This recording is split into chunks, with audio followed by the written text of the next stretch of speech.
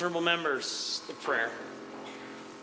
Lord, the God of righteousness and truth, grant to our King, to his government, to members of the Legislative Assembly, and to all in positions of responsibility, the guidance of your Spirit. May they never lead the province wrongly, the love of power, desire to please, or unworthy ideas, but laying aside all private interest and prejudice, keep in mind their responsibility to seek to improve the condition of all. Amen. Honourable members, it being the first sitting day of the week, we will now be led in the singing of our national anthem by Mr. Michael Peters. I encourage you to participate in the language of your choice. O Canada, our home and native land, true patriot love in all of us command.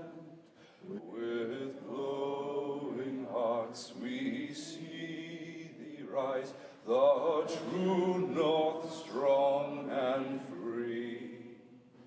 From far and wide, O Canada, we stand on guard for thee. God, keep our land glorious and free. O Canada, we stand on guard for thee. O Canada, we stand on guard for thee. Honourable members, the land acknowledgement. The Legislative Assembly is grateful to be situated on Treaty Number 6 territory. This land has been the traditional region of the Métis people of Alberta, the Inuit, the ancestral territory of the Cree, Dene, Blackfoot, Saulteaux, Iroquois, and Nakota Sioux people. The recognition of our history on this land is an act of reconciliation, and we honour those who walk with us. We further acknowledge that the province of Alberta also exists within Treaty Number 4, 7, 8, and 10 territories and the Métis Nation of Alberta. Please be seated.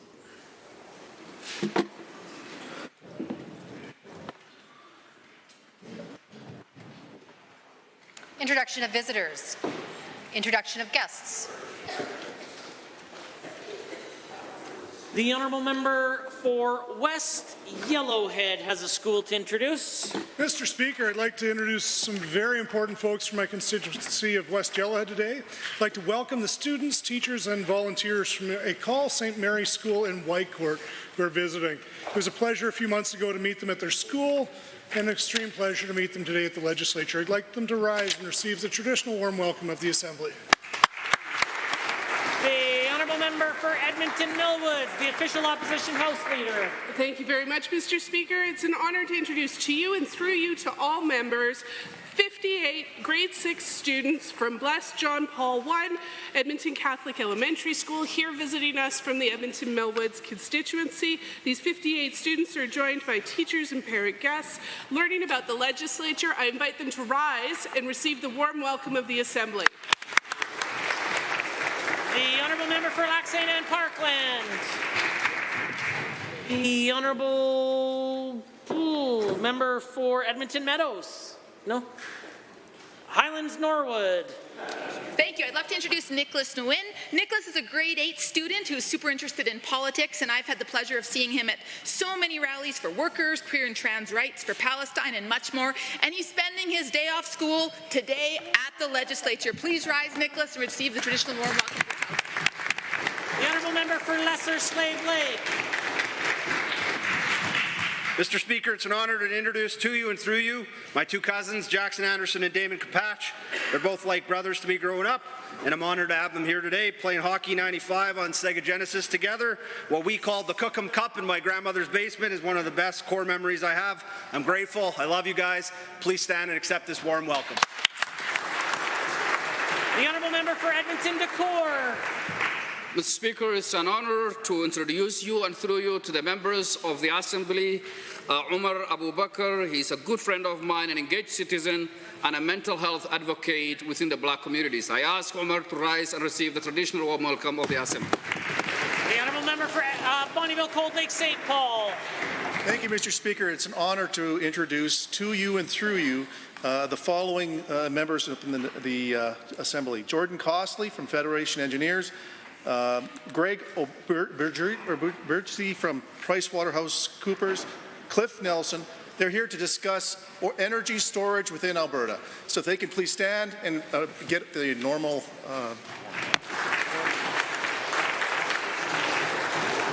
The honourable member for Red Deer South. Do you have an introduction?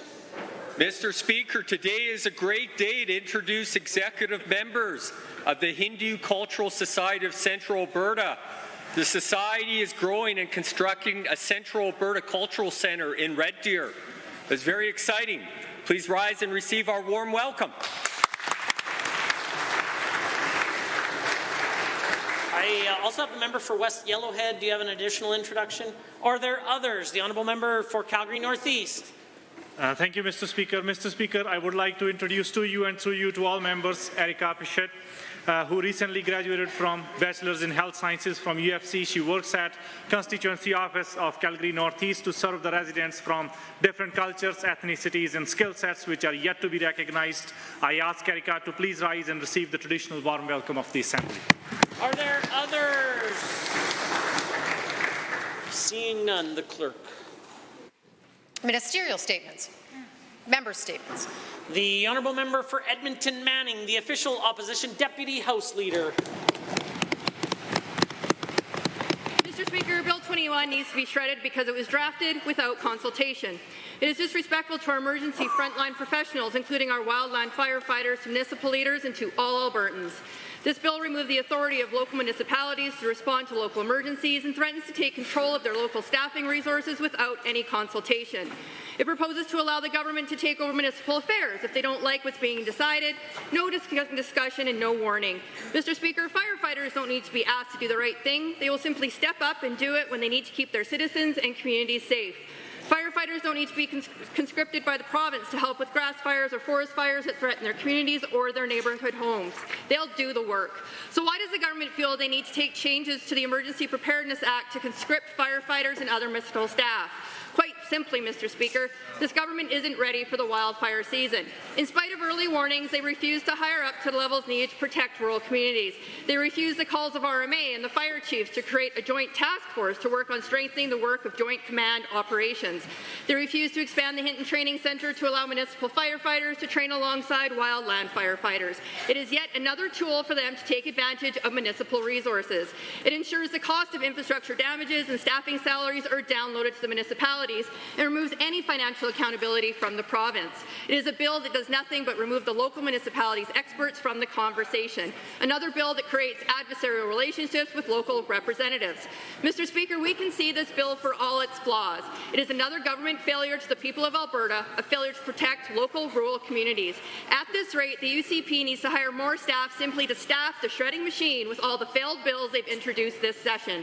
They could have done better spending last winter planning for the riskiest wildfire season ever, rather than writing ill-conceived, self-serving legislation that helps absolutely no one. The honourable member for Leduc Beaumont. Thank you, Mr. Speaker. I'm pleased to rise today and share some exciting news about increased housing options for Albertans. Many in our community will remember Joey Moss, who sadly passed away in 2020 at the age of 57. Joey was a symbol of dedication, enthusiasm, and a proud Edmontonian. One of my favorite parts of watching Edmonton Oilers broadcasts is when they play an image of Joey singing the Canadian national anthem on the big screen. We all share Joey's passion for the Oilers and Edmonton sports in general, and I can't help but smile thinking of how Joey would react to this year's exciting playoff run. But Joey was more than just a sports figure. He was a champion for people with disabilities and a beloved member of the Edmonton community. He used his platform to raise awareness for individuals with disabilities, break down barriers, and foster acceptance and understanding of people from all backgrounds. Today, I was proud to see the Government of Alberta, in partnership with the Winifred Stewart Association, announce an investment to build on Joey's legacy. Through the Affordable Housing Partnership Program, Alberta's government is investing $340,000 to the Winifred Stewart Association, of which Joey was a longtime resident, to build permanent supportive housing in Edmonton. This investment will create 5 new units at Joey's Home Mindful Hearts Memory Care Centre, which has provided essential care and services to Albertans with diverse abilities since 2007. This funding will also support necessary renovations to make more units available.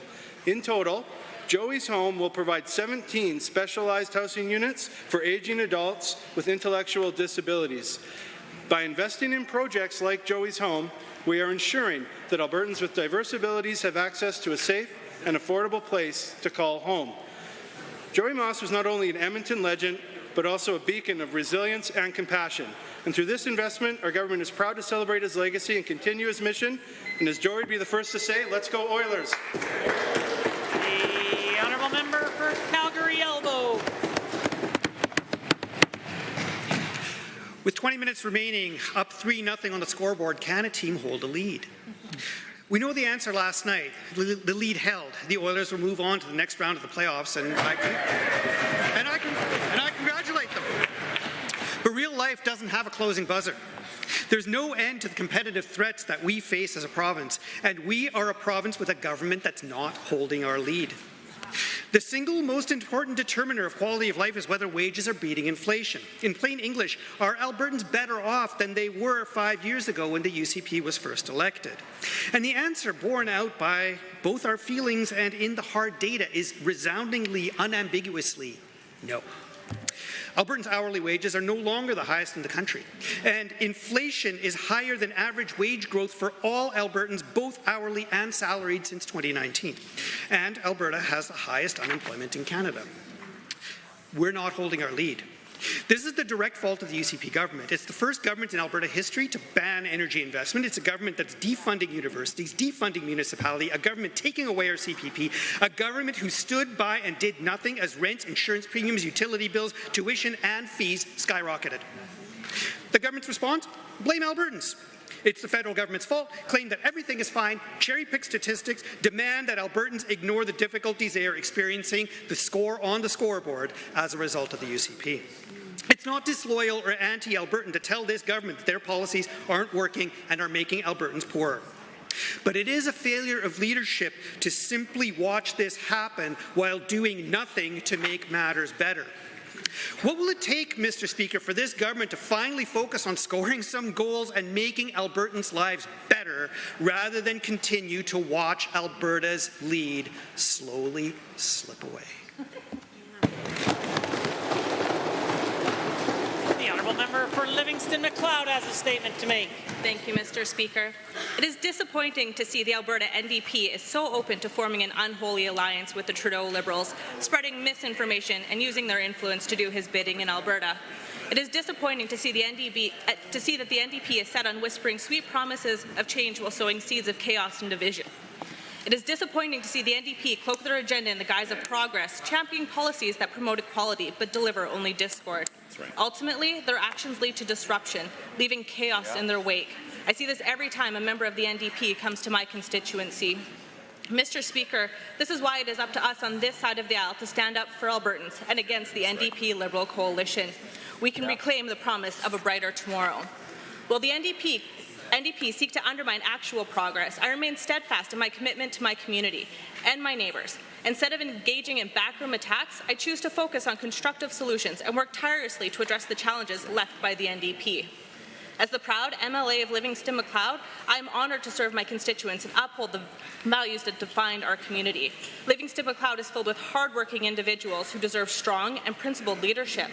Mr. Speaker, our government has made significant strides in improving the lives of my constituents. We are committed to strengthening healthcare and education, building safe and supportive communities, managing the province's resources wisely, and promoting job creation to enhance Livingston-McLeod's competitive advantage. We are ensuring high-quality, reliable health services across the region with upgrades at many of my hospitals. We're also building better education systems with new schools, such as in Nanton. Additionally, we are investing millions in capital funding over the next 3 years to expand water supply and storage infrastructures. In my constituency, we believe that by leading with civility, compassion, and grassroots engagement, we can overcome any challenge created by the leftists and create a brighter future for the residents of Livingston-Macleod and all of Albertans. The honourable member for Edmonton Gold Bar is next.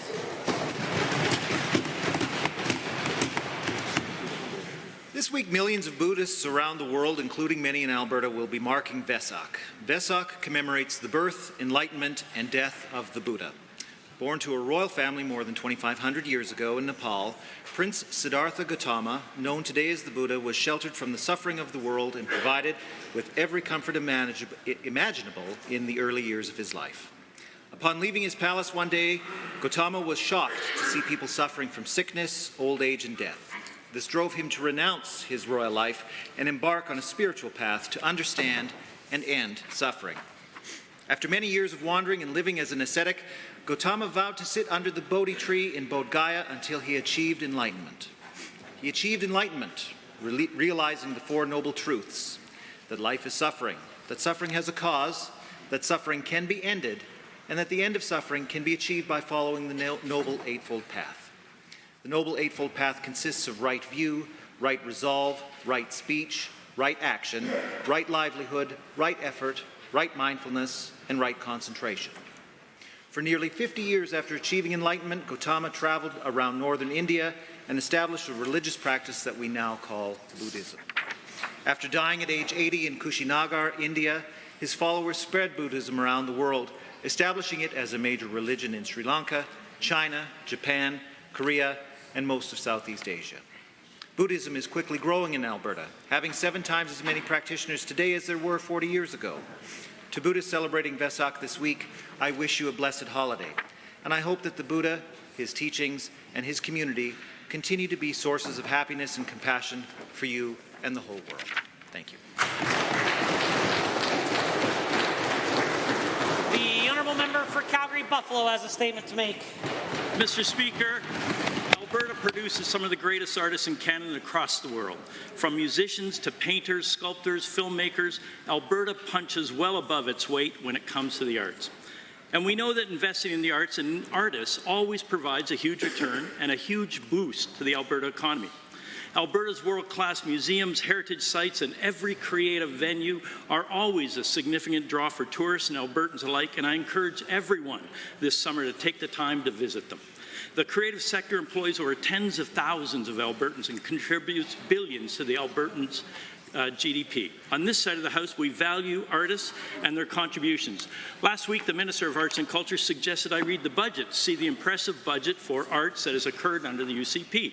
Well, of course, I read the budget when it was originally released, and well, I read it once again last week, Mr. Speaker, and there's no comparison between the record of when we wrote budgets for the arts on this side of the House and the members opposite. Over our 4 years in office, we increased the total budget for AFA by $3 million over what the Progressive Conservatives were spending in their last year of office. But since forming government in 2019, the UCP has cut the budget for AFA 4 times, totaling over $5 million. Additionally, the UCP's supposed support of Alberta artists and the creative economy includes attacking the very idea of including artists on the Economic Advisory Council, deep cuts to post-secondary institutions, putting arts programs at risk, and so much more. The record is clear. The Alberta NDP supports artists not just in what we say, but also in our actions. And I urge the UCP to listen to what artists are saying about the impacts of their years of cuts, see the creative opportunities imperiled by their actions, and reverse them. They can start by bringing back the funding for AFA, back to where it was the last time I delivered a budget. I hope they take the opportunity, Mr. Speaker. Presenting reports by standing in special committees. Presenting petitions. Notices of motion. The Honourable Government House Leader. Thank you, Mr. Speaker. I rise to provide oral notice of motion 37, sponsored by myself, which reads as follows. Be it resolved that when further consideration of Bill 18, Provincial Priorities Act, is resumed, not more than 1 hour shall be allotted to any further consideration of the bill in Committee of the Whole, at which time every question necessary for the disposal of the bill at this stage shall be put forthwith. Honourable members, the time is now 1:50, and that makes it oral question period. And the Leader of His Majesty's Loyal Opposition has question 1. Mr. Speaker, following a diagnosis of cancer, the target for an Albertan to see an oncologist is less than 4 weeks. But under that minister, to whom this Premier wants to give even more power, it can take double that to be seen by a medical oncologist and 3 times the goal to see a crucially important radiation oncologist. To the Premier, why is she only focused on adding ministers and bureaucrats to a system that desperately needs more oncologists and other important frontline healthcare workers? The Honourable the Premier has the call. Thank you, Mr. Speaker. The members opposite misunderstand what it is that we are doing. When we are focusing Alberta Health Services, we're doing that so that they can focus on the emergency care and the surgical care, including cancer care that's needed. In addition, according to the College of Physicians and Surgeons, the number of oncologists in Alberta grew from 107 on March 31st, 2015 to 142 on March 31st, 2024. That's an increase of 33%. To date, 17 full-time equivalent cancer care Alberta physicians have been recruited with various start dates in 24-25. The Honourable Leader of the Opposition. Mr. Speaker, that doesn't keep up with the rate of inflation. Now, we're proud that the cancer centre our government got rolling in Calgary will open soon. It never would have happened under this failing minister, but our nation-leading cancer centre won't help anyone if the government can't recruit and retain the oncologists we need. So to the Premier, how can she justify only recruiting 17 full-time equivalent cancer care physicians in the same year that BC recruited 350, including 60 oncologists? The Honourable the Premier. Thank you, Mr. Speaker. As I mentioned, we are going to see 17 full-time equivalents increase, which is 9.5 as replacement positions and 7 as new positions. There are currently 5 vacancies that CCA are being actively recruited for.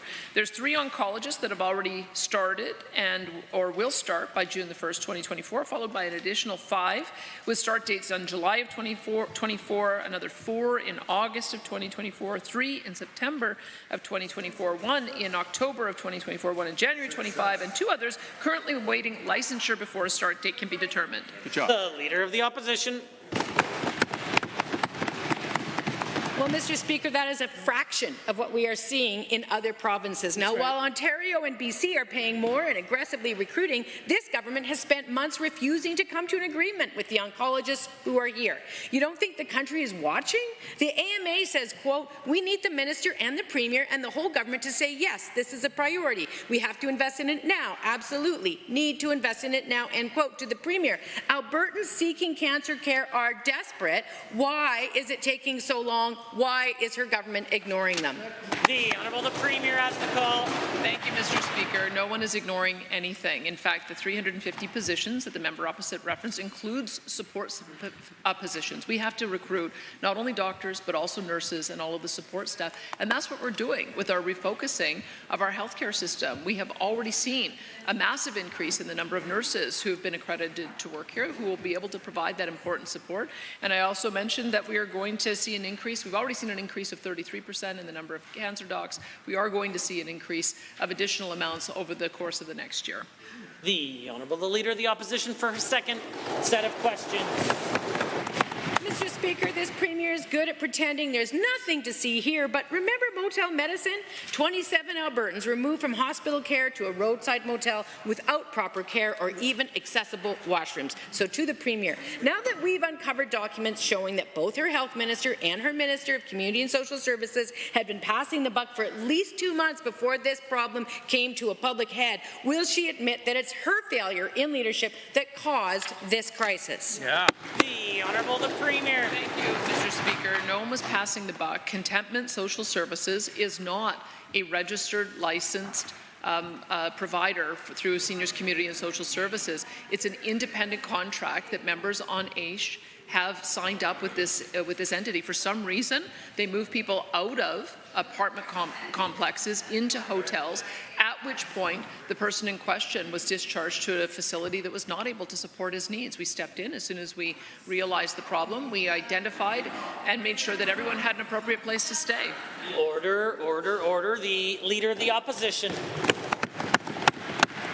Well, Mr. Speaker, the documents show that her ministers were notified of the problem 2 months before any of this became public.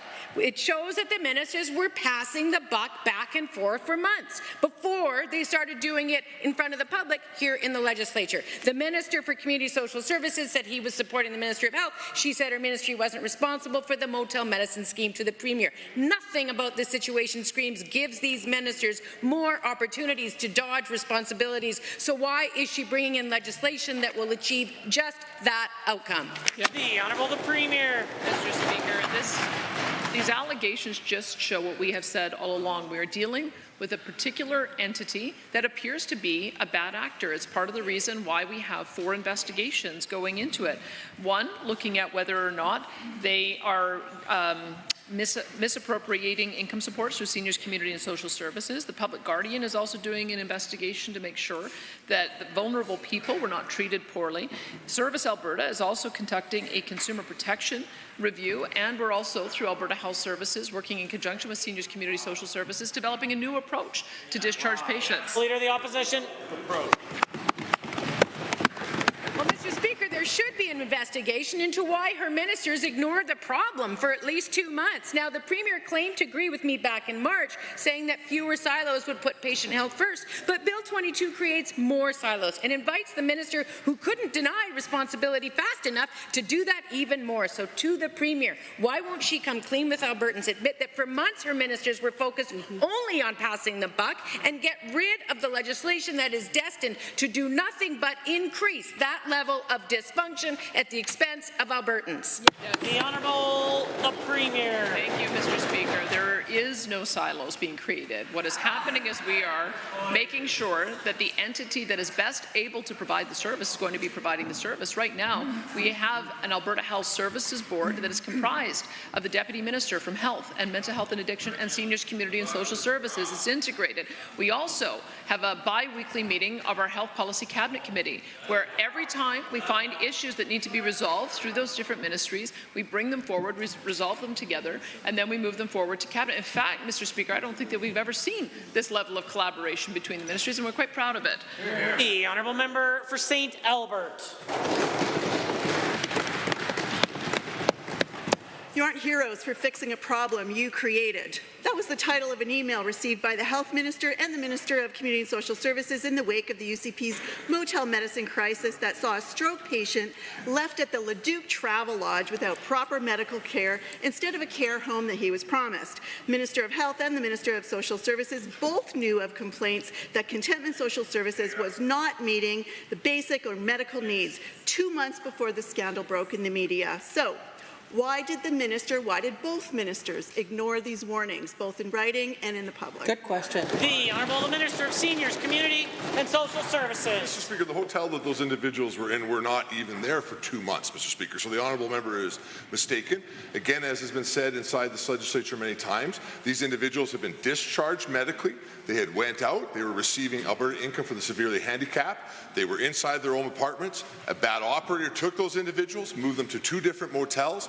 This government found them, took action, and I'm happy to report, Mr. Speaker, each and every one of those individuals is safe. We took that action in under 48 hours to get them all back in their own apartments, Mr. Speaker. Order, order. The Honourable Member for St. Albert. A bad actor that this government vetted and paid. In March, the Minister of Health declared that proper procedure had been followed. She declared that she had no prior knowledge of Contentment Social Services, had no idea how this group had gotten onto the approved vendor list.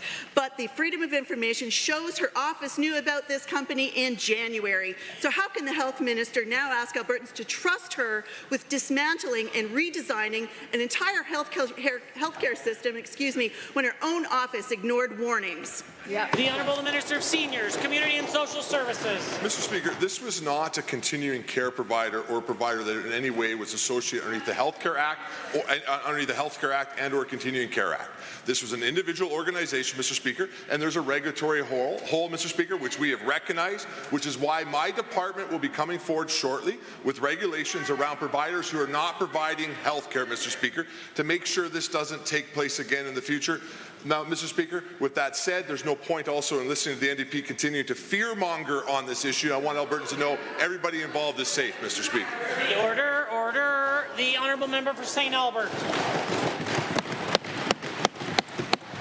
In January, Ministers of Health and Community and Social Services were alerted to a complaint that Contentment Social Services was not meeting basic needs.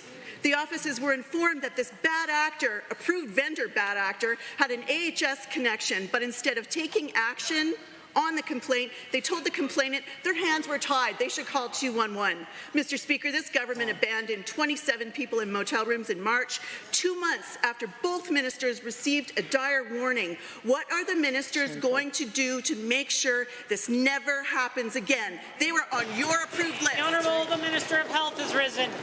Thank you, Mr. Speaker. The complaint that came in January was actually dealt with in January by the department. The individual was contacted because they had medical health care being provided, and we wanted to make sure that they were, in fact, getting the medical health care. It was confirmed to us they were getting the medical health care that they needed.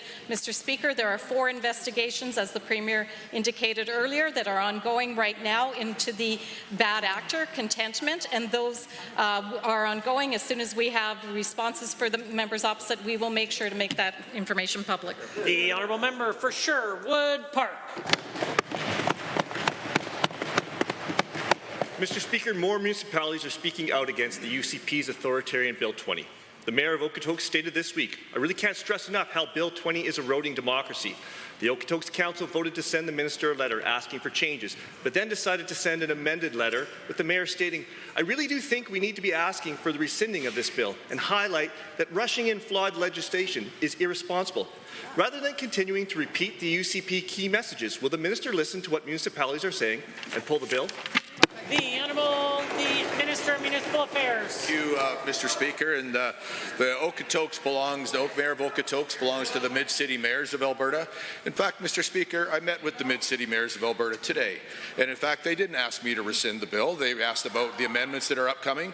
Mr. Speaker, the members opposite seem to want to find the worst thing they can find and ramp it up like that's what everybody thinks, Mr. Speaker. The more I talk to municipalities, the more they understand it, the more support there is. We got some work to do, Mr. Speaker, but I believe this is a good piece of legislation. I believe we are on the right track, Mr. Speaker. Order, order. The Honourable Member for Sherwood Park. Mr. Speaker, the Council of Barrhead spoke out against this bill and its sham consultation, with one councillor saying that the Premier, she's been made aware of municipalities' opposition to the bill numerous times.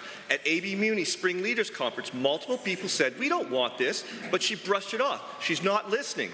Another councillor expressed concern that the UCP is already ignoring voices of municipalities. How does the minister expect any municipality to trust this government when they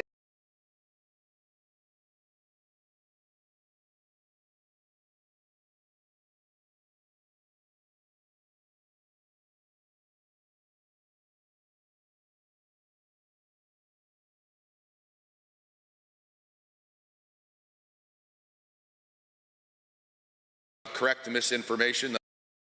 Because there were several things. No, there were several things reported in the media that are not true about the legislation.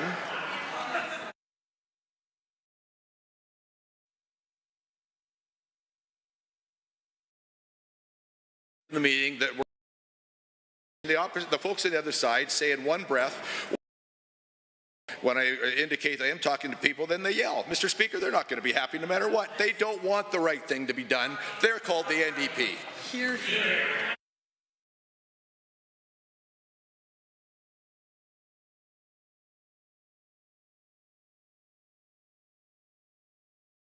The government's response is to attack the integrity of the president of Alberta Municipality, suggesting that someone got to him. Okotoks, Barrhead, Strathcona County, Edmonton, Calgary, Banff, Blackfalds, Peace River, Olds, all oppose Bill 20, with the number of communities growing daily. How many municipal leaders speaking out against the UCP's undemocratic, authoritarian bill will it take before the Premier or Cabinet listens and withdraws this flawed, disastrous bill? Hear, hear. Minister. Pointing out the facts is not an attack on character. The fact is I had a couple conversations with the president of Alberta Municipalities. We talked about the amendments. When the amendments come forward, he will see some of his ideas in those things. And then he had a meeting with some other municipal leaders. And he changed his mind. So I think that is pretty much the definition of somebody got to him. It's not an attack on character, Mr. Speaker. The president of Alberta Municipalities changed his mind after, to a large degree, agreeing on what the amendments should be to the legislation. And despite that, he's going to see those amendments very soon, Mr. Speaker. The honourable member for Edmonton Southwest is next. Mr. Speaker, a new damning report from the Alberta Federation of Labour shows how Albertans' standard of living is collapsing. Since the UCP took office, Albertans' incomes, purchasing power and standard of living have plummeted to lows never before seen in our province. The minister is trying to avoid drawing attention to his government's role in this, hopelessly insisting that we're only looking at half the picture. But here's the big picture. Alberta was once the envy of Canada, and we are falling behind on this government's watch. When is the minister going to admit this growing crisis needs decisive action? Or is he determined to further erode what used to be the Alberta advantage? The Honourable the Minister of Jobs, Economy and Trade. Mr. Speaker, the Alberta advantage is alive and well. I could point to 35,000 jobs created in the last 4 months, or maybe 105,000 created over the last 12 months, or maybe the fact that Alberta represented 90% of private sector job creation in Canada over a 6-month period. And the members opposite are only looking at half the picture because they don't want to look at the other half, which is that we have the lowest taxes in the province, meaning that Albertans keep more of what they earn. They don't have a sales tax.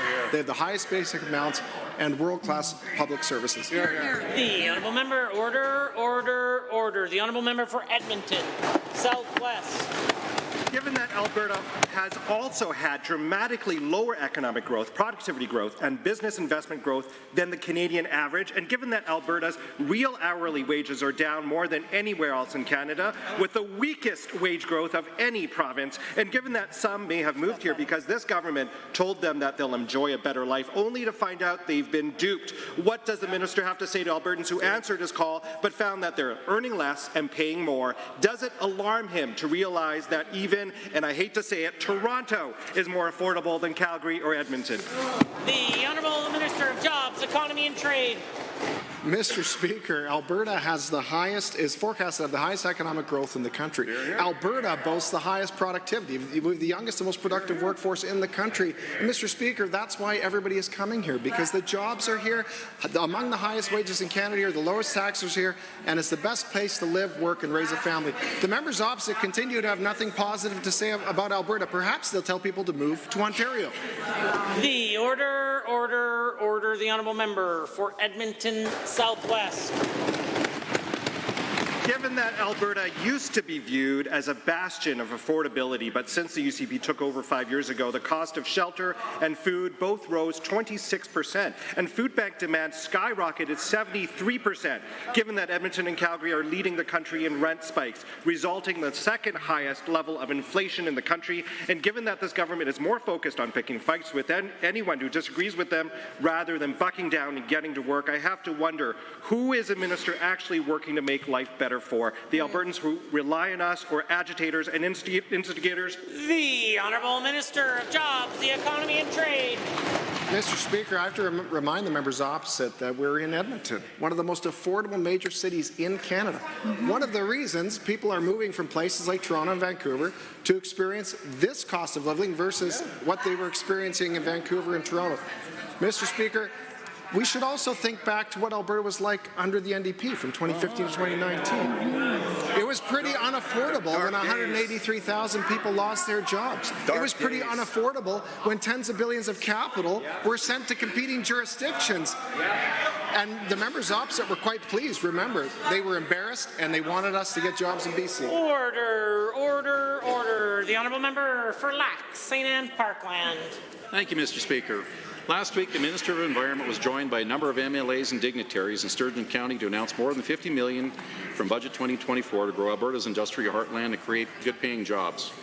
I've been a big, strong advocate of this industrial heartland for years. As we all know, when opportunities in the industrial heartland grow, unmatched potential grows for the rest of the region and for the province. To the Minister of Environment, can you please inform the great people of Alberta in this House of the significance of the funding for jobs and this opportunity?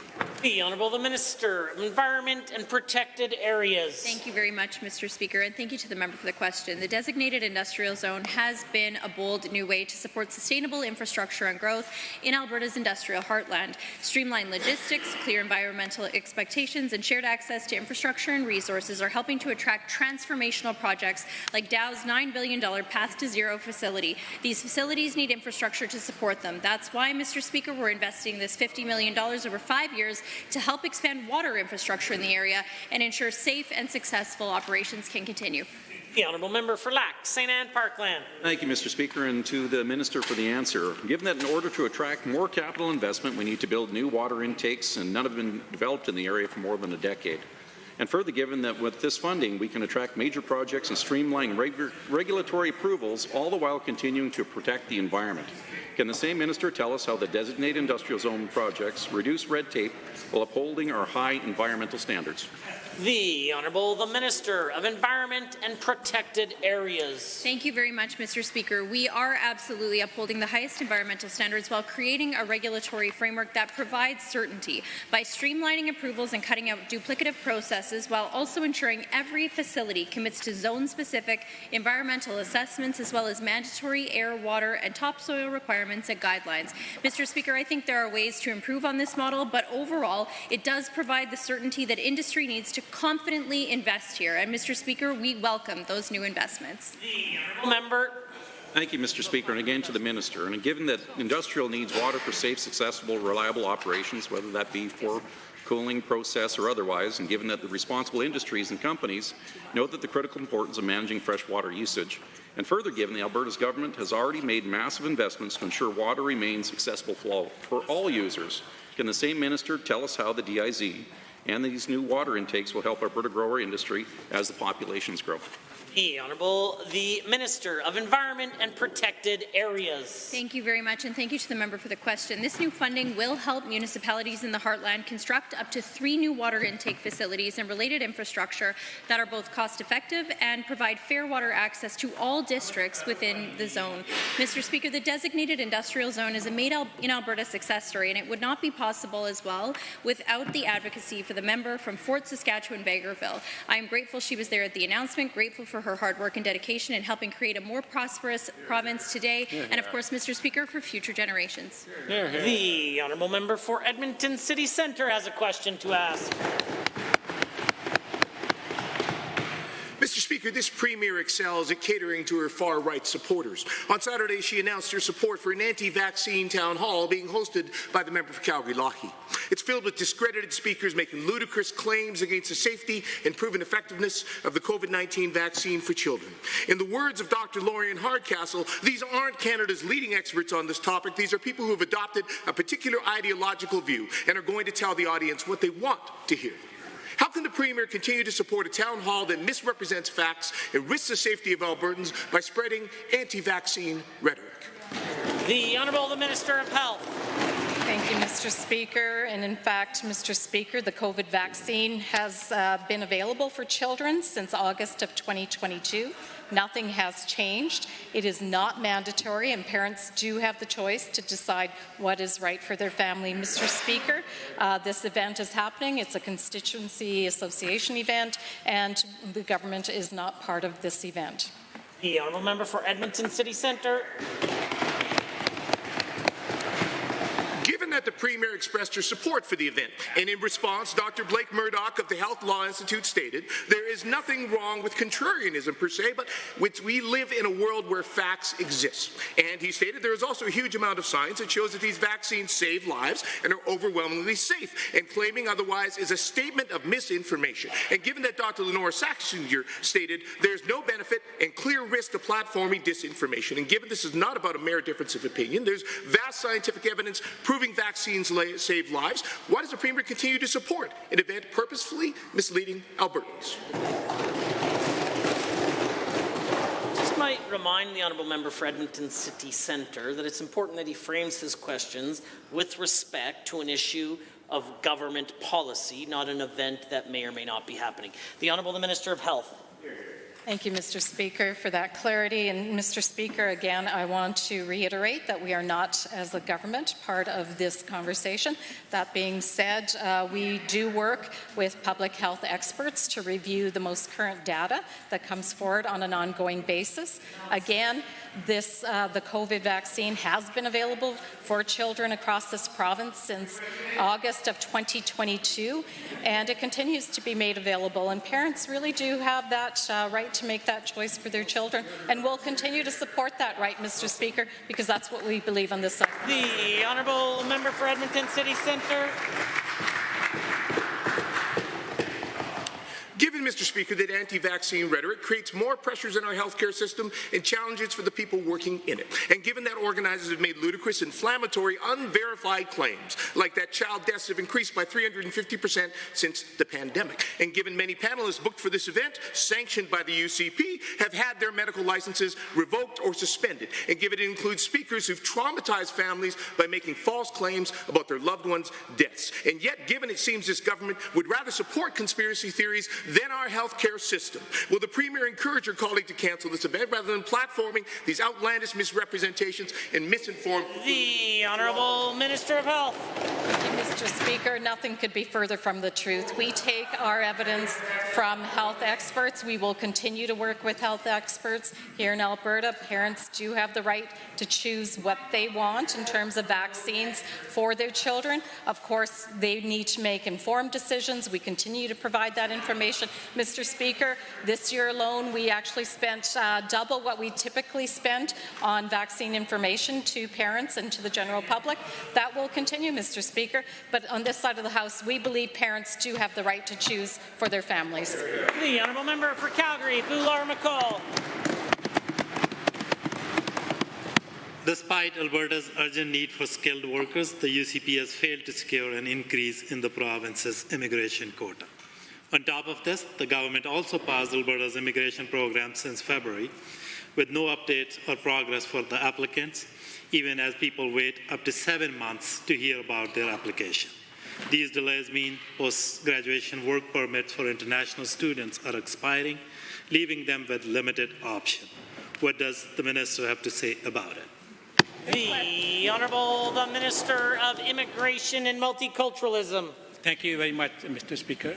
As you know, there is a great demand for people who want to come to Alberta, and we are limited by our number of allocations that we have from the federal government, and we are working our way through all the streams to make sure that we remain within the federal government. We remain within the allocation, and at the same time, we are processing applications that have already been received. The honourable member for Calgary, Boular-McCall. Given that the pressing backlog of nearly 7,700 nomination applications, coupled with the abrupt suspension of new application to the opportunity stream since February, places the blame squarely on the UCP. And given that this government action has meant immigration delays, leaving skilled workers with uncertainty, and a complete disregard for the livelihood and aspiration of countless individuals seeking opportunities in Alberta, what step does the minister intend to take to resolve each of these backlogged applications, and what is the time frame for that? The Honourable the Minister of Immigration and Multiculturalism. Thank you, Mr. Speaker. We are working very hard with the federal government to ensure that our nomination allocations are increased, and at the same time, we are ensuring that all the streams except for opportunity stream are being processed. The reason for opportunity stream is that we continue to work with IRCC on that to ensure that we have the right number of allocations. Great job. The honourable member. Given that this this Premier's administration passed Alberta's immigration program instead of addressing the delays facing these applicants, and given that provinces like Ontario and Manitoba have taken proactive steps to negotiate with the federal government and extend work permits for international students, and given that while immigrants strive to contribute to Alberta's economy, UCP's action limit their ability to do so. Can the minister outline what specific steps he will take to help those waiting for their application to be processed and give us some time frame? The Honourable the Minister of Immigration Multiculturalism. Thank you, Mr. Speaker. I would strongly suggest to member opposite to work with their federal partners, the Liberal Party and the government to ensure that this province is facing extreme labor shortage, and we are doing our best to make sure that we have our numbers increased. And for that regard, I've had a number of discussions with the federal minister. I will continue to work and make sure that we have our numbers in this process, in this province, that we need to ensure that everybody is welcomed here.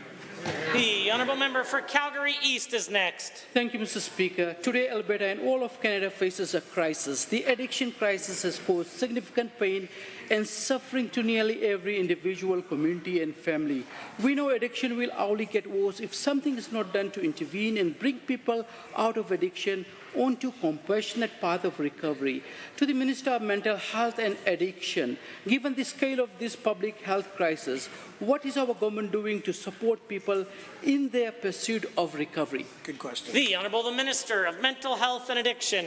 Well, thank you, Mr. Speaker. The truth is every life lost from addiction is a tragedy, which is why we absolutely must do all we can to build recovery as an opportunity within our system, which is why this government's putting money towards 11 recovery communities, 2 of which are already open. And we have cautious optimism that we're seeing some progress. February of this year saw its lowest numbers in nearly 4 years, down 33% year over year from the previous year. We continue to work forward on legislation, including policy on compassionate intervention, because there's nothing compassionate about leaving those most vulnerable, those who have the worst tragedy around addiction and mental health issues, to die in our streets. We want to be there for them as a government and intervene to help them, Mr. Speaker. The Honourable Member for Calgary East. Thank you, Mr. Speaker, and to the Minister. Given that in Calgary, many of my constituents have expressed serious concerns regarding the addiction crisis, and further given that this government has taken real action to support Albertans suffering from the deadly disease of addiction, to the same Minister, what programs and services exist to help those struggling with the effects of addiction, and how will a greater focus on mental health and addiction services assist these Albertans and their families in the pursuit of recovery? The Honourable Minister of Mental Health and Addiction. Well, thank you, Mr. Speaker, and to the member for the question. The truth is, Mr. Speaker, we are committed to an evidence-based, data-driven policy approach, which is why we have continued down the path of recovery-oriented system of care, and we know we have not chosen policies like we've seen in other jurisdictions, like safe supply, that members opposite seem to advocate for when they talk about moving more down that path. Mr. Speaker, instead of safe supply, instead of facilitating more addiction, we are building opportunities and pathways of hope towards recovery, which is why we broke out Recovery Alberta and established a new organization dedicated to mental health and addiction care. The Honourable Member for Airdrie East. And again to the Minister, given that our government has taken a strong stance against the illegal activities of drug dealers, and given we should establish ourselves as strong partners with law enforcement to crack down on drug trafficking, including the illegal diversion of the federal government's so-called safe supply. To the Minister of Public Safety and Emergency Services, what action is the government of Alberta taking to stop the distribution of illegal drugs that lead people into lifelong path of addiction? Good question. The Honourable Deputy Premier, Minister of Public Safety. Mr. Speaker, in this side of the House, we're going to take a zero-tolerance policy when it comes to illegal drugs and open-air drug use, Mr. Speaker. And as the Premier stated, we're going to do whatever it takes to keep Albertans safe, quite frankly, on this side of the House. That's why we invested $4 million to alert, Mr. Speaker, and we've actually had results as a result of the investment. In fact, there's been a $90,000 worth of methamphetamine and cocaine that were taken off the streets of Medicine Hat, Mr. Speaker. That's what we're doing on this side of the House. The soft and crime policies of the Liberal NDP are not going to be tolerated in Alberta anymore, Mr. Speaker. The Honourable Member for Calgary East. My apologies, sorry. Yes, so many questions. Now it's time for the honourable member for Calgary Klein. Alberta Pride organizations encourage 2S LGBTQIA+ people to be their authentic selves and provide crucial support for young people. But a group representing 14 Pride societies banned this premier from any of their events because of her, quote, stated intention to infringe on the rights, freedoms, and health care of the transgender community in Alberta, end quote. They also write, quote, you may not join our celebration in June if you plan to attack us in September, end quote. Does the Premier understand the harm that she's caused and why these groups are banning the UCP yet again from Pride festivities this year? The honourable member, or the honourable Minister of Arts and Culture. Thank you, Mr. Speaker. Well, we're certainly disappointed to receive that news that government MLAs are being banned from participating in this event, in these events. These events are meant to be inclusive and bring people together, so to be excluded is certainly disappointing. Our government remains committed to building a province that welcomes everyone, no matter how they identify and who they love. We'll continue to support members of the 2S LGBTQIA+ community through community grants that are offered through my ministry, and to make sure everyone feels safe and welcome in our province. Of order is noted at 2:25. The honourable member for Calgary Klein. Given this government has created a dangerous environment for 2S LGBTQIA+ young people and leaves people in crisis, and given this government wants to restrict trans folks from sport, one of the best ways to bolster mental health and build a sense of community, just like far-right politicians in the US, does this government not realize that their blatantly anti-trans and anti-queer policies are hurting young people at a time when they should be stepping up to help? Honourable Minister of Arts, Culture and the Status of Women. Mr. Speaker, again, our government continues to support and advocate for the community through many, I'll give you some examples of community grant funding through my ministry. We've proudly supported Calgary Pride in the past. In 2023, our government provided them with their planning committee $50,000 to help cover hosting costs for the 2023 Calgary Pride Festival. In addition to that, we've invested over $290,000 to support other initiatives in just the last 2 years: Calgary Outlink, the Dinner Optimist Club, Grand Prairie Pride Society, the Canadian Gay Rodeo Association, and many more. The honourable member for Calgary Klein. Given that grants and awards don't unring the bell of harm, and that 2S LGBTQIA organizations are scrambling to give support more than ever through marginalized youth, and given that these groups have gracefully offered the Premier the chance to redeem herself, saying, quote, just as they've backtracked on so many other policies they didn't think out correctly, they can do that with this one too, end quote. Will the UCP government drop their attack on trans and queer youth and return Alberta to being a place where we celebrate 2S LGBTQIA people instead of going after the rights of the most vulnerable? The honourable Minister. On the side of the House, we too celebrate outstanding 2S LGBTQIA+ individuals. For example, the Stars of Alberta Award, which is a program under my ministry a few years ago, introduced the Breaking Barriers category, which recognizes outstanding volunteers who do incredible work in the 2S LGBTQIA+ community to foster diversity and inclusion. We continue to look forward to outstanding nominations we'll get this year for incredible, hardworking Albertans. The honourable member for Grand Prairie Wapiti has a question to ask. Thank you, Mr. Speaker. Within the last couple of weeks, some residents in my riding of Grand Prairie Wapiti were affected by 2 major forest fires. Firefighters seem to have had these fires under control in a few days, and my constituency and I are wondering what contributed to these fires being under control compared to the fire season last year. Can the Minister of Forestry and Parks please share what improvements our government has made in staffing and technology that will help us reduce wildfires and total acres burned? The Honourable the Minister of Forestry and Parks. Thank you, Mr. Speaker, and to the member for the question. The hard work and preparedness of Alberta wildfire and municipal firefighters allowed us to take advantage of the recent rains. As of today, Alberta Wildfire has extinguished 382 wildfires. I want to thank all of the firefighters and support staff for all their hard work. Improvements we have made this year are making a huge difference. We started the wildfire season early, and we hired and trained our firefighters sooner. Budget 2024 gave $55 million increase, allowing us to bring on 2 more night vision helicopters, plus 140 additional firefighters, plus more support personnel and full-time wildfire staff. We also extended fire TAC contracts. All these changes are to help protect Albertans and their communities. Well done. The Honourable Member for Grand Prairie Wapiti. Thank you, Mr. Speaker, and through you to the Minister. Given that wildfires can cause stress, turmoil, and displacement for Albertans, and during these times, individuals need communication and know where to turn for these resources and help. And further, given that I've seen more open communications this year compared to last, can the same minister please share what learnings in communication and how it has improved between the affected residents, municipalities, the ministry compared to last fire season?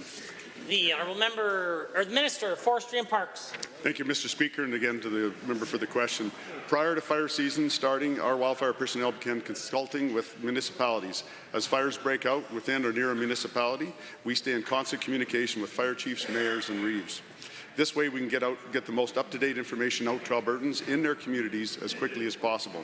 Bill 21 will help clarify and streamline this communication process going forward. So I look forward to passing Bill 21 with 100% support from both sides of the House so we can continue doing the good work for Albertans. The Honourable Member for Grand Prairie Wapiti. Thank you, Mr. Speaker. Given that our government has met our hiring targets for firefighters and other related staff, and further given that we're in better situation now to deal with wildfires than we were at this point last year, and further given that our government is committed to supporting Albertans through wildfire season, can the same minister please share how these new advancements in night vision helicopters and other tools and resources are equipping us to effectively deal with wildfire situations across the province? The Honourable Minister. Alberta's ability to fight wildfires during the night is unique.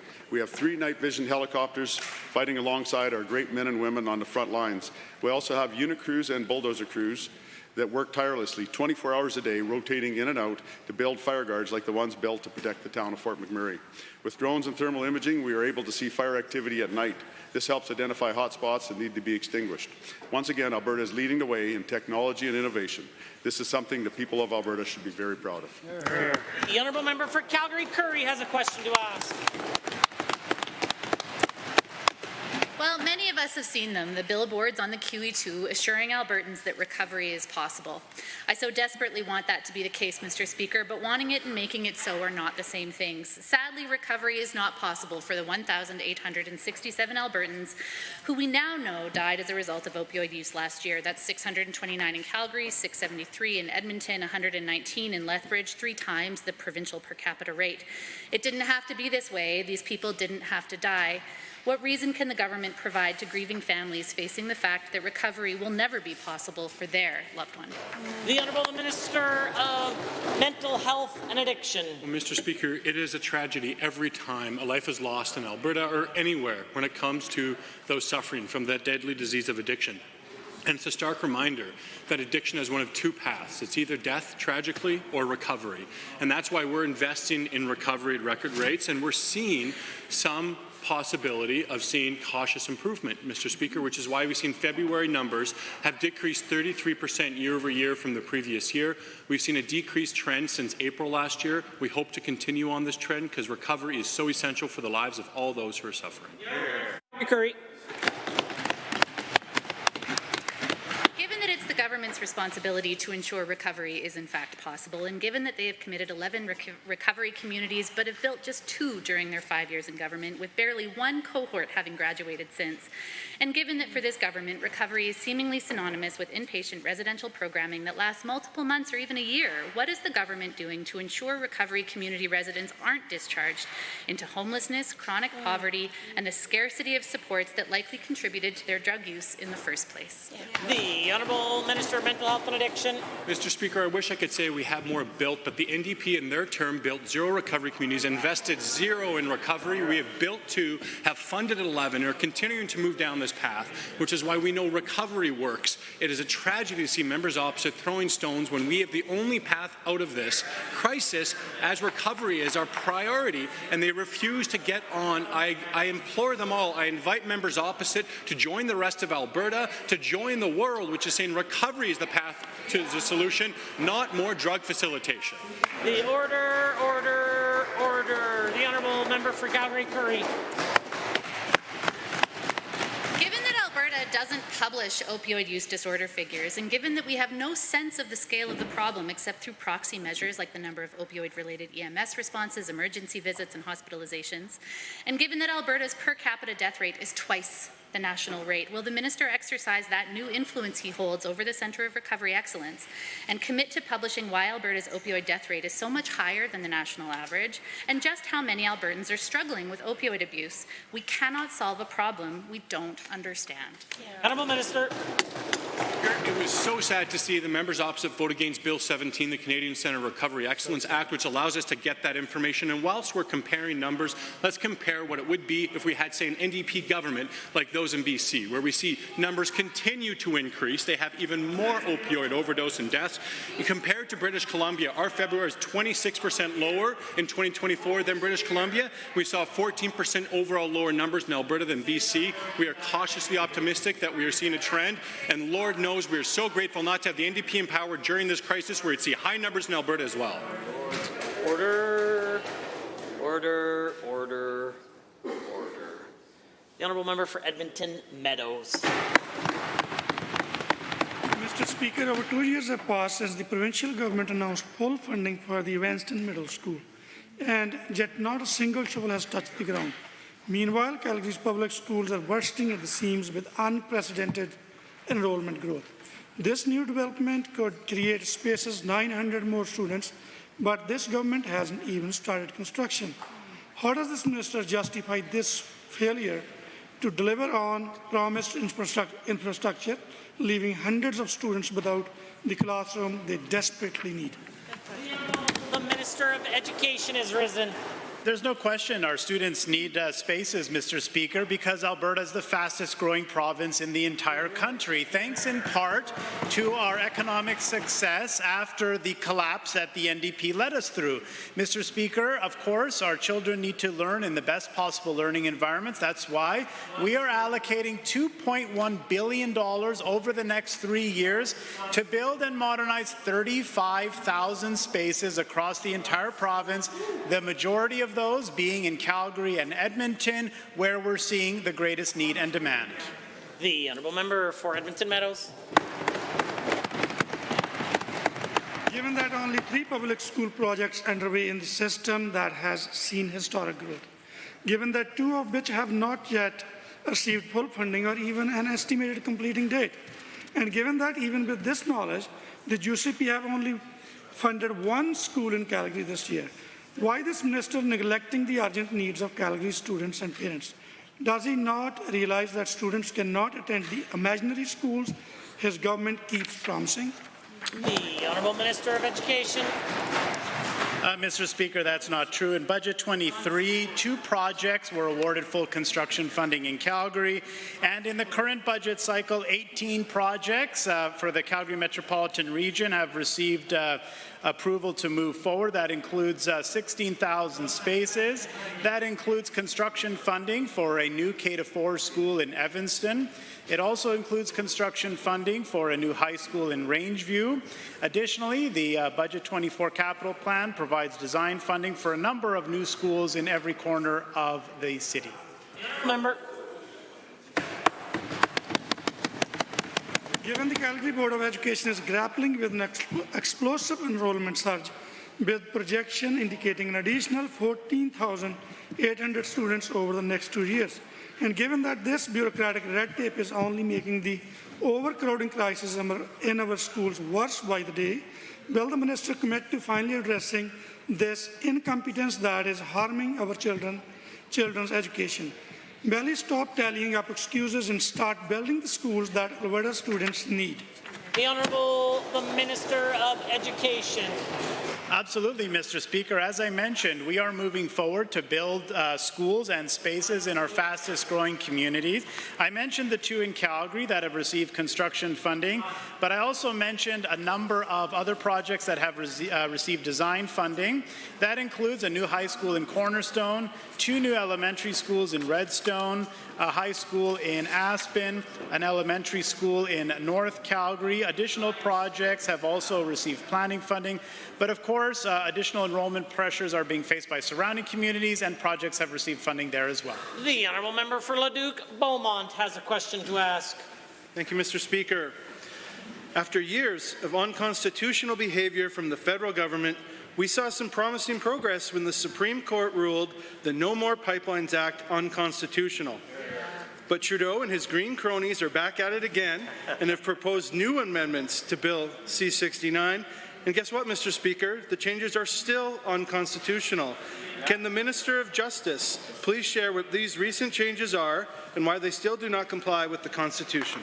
The Honourable the Minister of Justice and the Keeper of the Great Seal of Alberta. Well, thank you very much, Mr. Speaker. The honourable member is absolutely right. The Supreme Court clearly decided that C-69 was unconstitutional. But of course, the federal government refused to listen both to the court and to Alberta, Canadians, Mr. Speaker. We've completed our review of the tabled amendments, and guess what, Mr. Speaker? The amendments are still unconstitutional. This situation could have been avoided if the Government of Canada had sat down with the provinces and engaged in meaningful consultation. Of course, that hasn't happened. Radio silence once again from our members in the opposition. We will fight this, Mr. Speaker. The honourable member for Leduc Beaumont. Thank you, Mr. Speaker, and to the Minister for that answer. Given that the changes to C-69 as they stand could put in situ oil sand development, major highways and power plants at risk of federal interference, and further given that the Alberta government was not consulted on these amendments and there was no meaningful engagement or collaboration. To the Minister of Environment and Protected Areas, how will Alberta's economy and industries be impacted by the amended version of Bill C-69? The Honourable the Minister of Environment and Protected Areas. The Honourable the Minister of Justice. Solicitor. All right. Well, thank you very much, Mr. Speaker, for that, and thank you to the member once again for that question. Mr. Speaker, Albertans have suffered tens of billions of losses as a result of the Liberal NDP coalition, both in Ottawa and the members opposite here in Alberta. We're standing up against federal interference wherever and whenever it arises. Mr. Speaker, Alberta justice lawyers are working diligently to challenge every single unconstitutional move that the federal governments make. The ridiculous Emergency Act measures, we blocked it. Radical anti-pipeline legislation, we blocked it. We're going to block it till the end of... The honourable member. Thank you, Mr. Speaker, and through you to the Minister. Given that Justin Trudeau and his NDP alliance has taken an antagonistic approach to interacting with the provinces, unless it is for political gain, like with his carbon tax exemption on heating oil, and further given the federal government has been actively working to undermine Alberta's growth. Once again, to the Minister of Justice, what is our government doing to protect provincial jurisdiction and keep the federal government in their own lane? The Honourable the Minister of Justice. Mr. Speaker, once again, thank you to that member for that excellent question. We've suffered once again, Mr. Speaker, we've suffered tens of billions of dollars of losses in this province, largely because of the Liberal NDP alliance in Ottawa and once again the members opposite here in Alberta. We will continue to block each and every unconstitutional move that the federal government makes. The Alberta absurd rules, once again, designating plastics as toxic. We blocked it. Radical legislation all over the place. We blocked it. Mr. Speaker, we will not back down from any fight that the feds bring. Honourable members, this concludes the time allotted for oral question period. In 30 seconds or less, we'll continue to the remainder of the daily routine.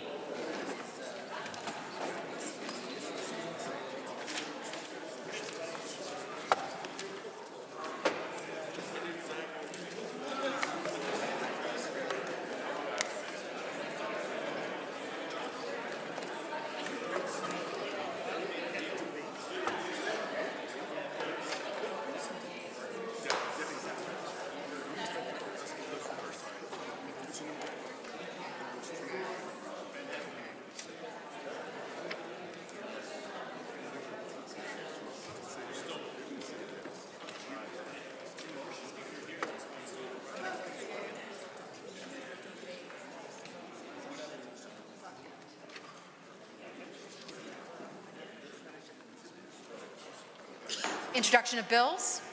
Tabling returns and reports. Other tablings. The Honourable Member for Edmonton, Highlands, Norwood, followed by the Minister of Red Tape Reduction. Thank you, Mr. Speaker. I'd like to table 5 copies of a letter from Professor David Kahane, who's written a letter to the members of the Presidential Review Committee urging them to not reappoint Bill Flanagan, and it's got a lot of information about what happened at the encampments, and I urge everybody to read this letter.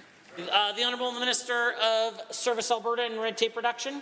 Thank you, Mr. Speaker. I'm proud to rise today to table 2 articles. The first is from the Red Deer Advocate, titled Red Deer's Entertainment District, an example of UCP's red tape reduction efforts.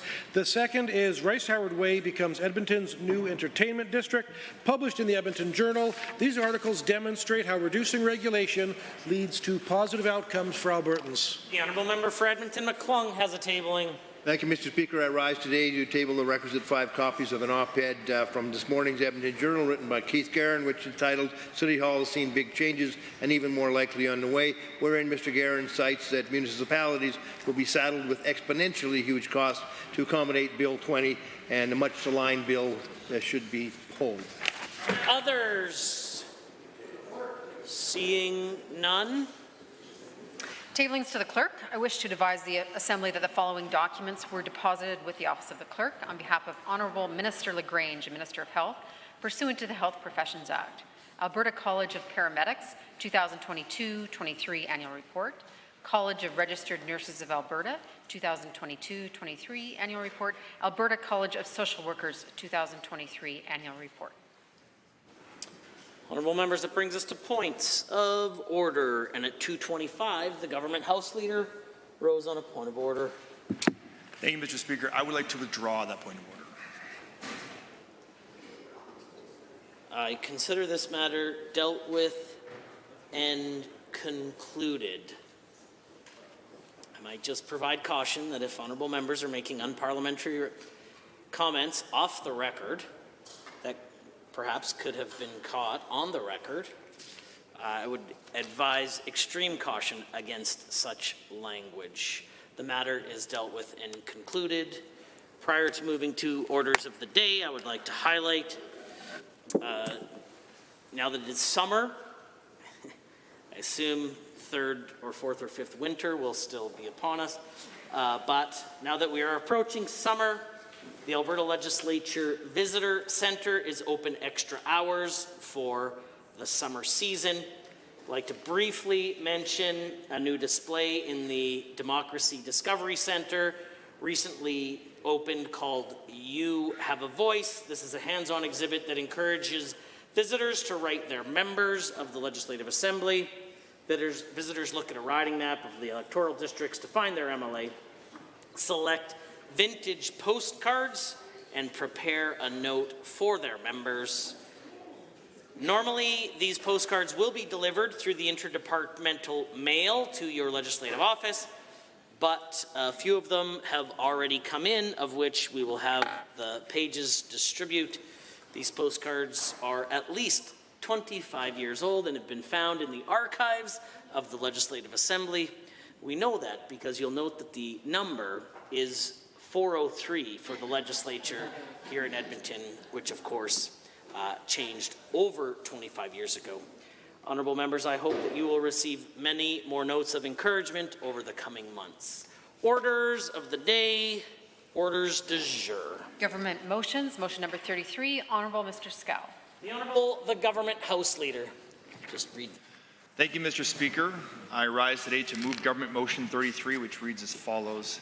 Be it resolved that when further consideration of Bill 18, Provincial Priorities Act, is resumed, not more than 1 hour shall be allotted to any further consideration of the bill in second reading, at which time every question necessary for the disposal of the bill at this stage shall be put forthwith. Thank you, Mr. Speaker. Honourable members, this is a motion for time allocation which allows up to 5 minutes for a member of the opposition to respond to such a motion. It would appear that the Deputy Official Opposition House Leader has risen to provide a response. Well, thank you, Mr. Speaker, and I appreciate rising and being able to speak to Government Motion 33.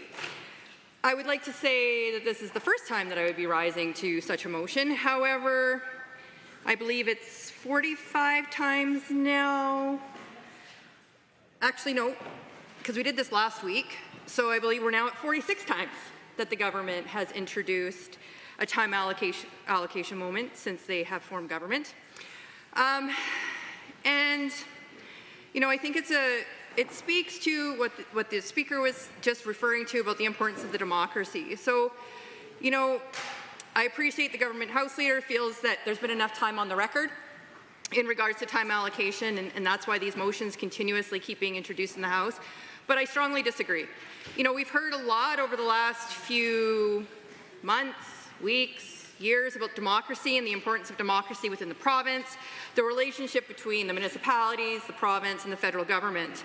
The government will speak to the fact that, of course, they have the majority in the House, so they're able to do what they so choose to do, and there's no disputing the fact that that is true. But with majorities comes great power and great respect and responsibility and respect to every single Albertan, no matter who they voted for. Now, it's not about the government taking responsibility of what they believe to be true. It's not the be-all, end-all of agendas and pushing through with no regard for the situations that are happening in the province, no regard for the citizens that they represent, no regard for the stakeholders that are speaking out against the concerns of Bill 18. It speaks to the fact that this government has a responsibility to the people that got them into this place. When time allocation is put in this House, it limits those conversations. It completely disregards the responsibility that the government has to ensure that they do good governance, that they listen to their stakeholders, and that they ensure the legislation that they're introducing actually meets the needs. Now, Bill 18 impacts almost every Albertan. In fact, I would say it does impact every Albertan. It impacts an Albertan that wants to look at advanced education. It impacts Albertans that are looking at K-12 education. It impacts health. Anybody that has to deal with housing, jobs, the economy, mental health, addictions. Anybody that happens to be connected to municipal affairs, like our local councillors. Technology, innovation, transportation, agriculture is significantly impacted by Bill 18. And unfortunately, I haven't had time to speak to that yet. Culture, status of women, seniors, energy, public safety. This bill impacts every single jurisdiction across the province. It impacts them when this government chooses to do time allocation because they just want to continue their fight with the federal government. Because this is what this bill is about. This bill is not about this government trying to do things better, trying to listen to the people of Alberta and actually do a democratic process. This bill is about another fight with the federal government, not allowing the federal government to be involved and to try to support any processes or any type of ability to do good work in this province. It is a sovereignty bill. And Albertans don't believe in that. The government sure does, and we know that. We've heard that a lot. They don't actually believe in democracy, because if they did, they wouldn't have put time allocation in place on this bill. So again, Mr. Speaker, we are here for now the 46th time in this House with this government doing time allocation, only allowing the opposition, the very people that are here to stand up and speak on behalf of Albertans. They are limiting those voices. Therefore, they are limiting Albertans' voices. And the government should be ashamed and remove this motion and go back to debating the bills the way that our democracy is intended to work. Hear, hear. Honourable members, the Honourable Government House Leader has moved Government Motion 33. All those in favour of the motion, please say aye. Aye. Any opposed, please say no. No. In my opinion, the ayes have it. That motion is carried and so ordered, and a division has been called. Call in the members.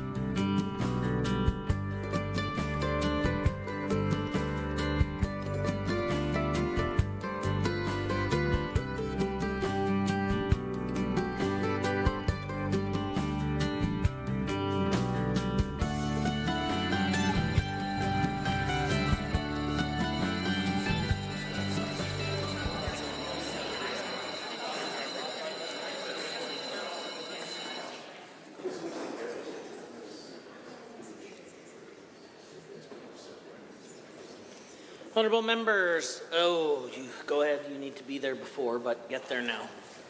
Honourable members, a division has been called on Government Motion 33. All those in favour of the motion, please rise.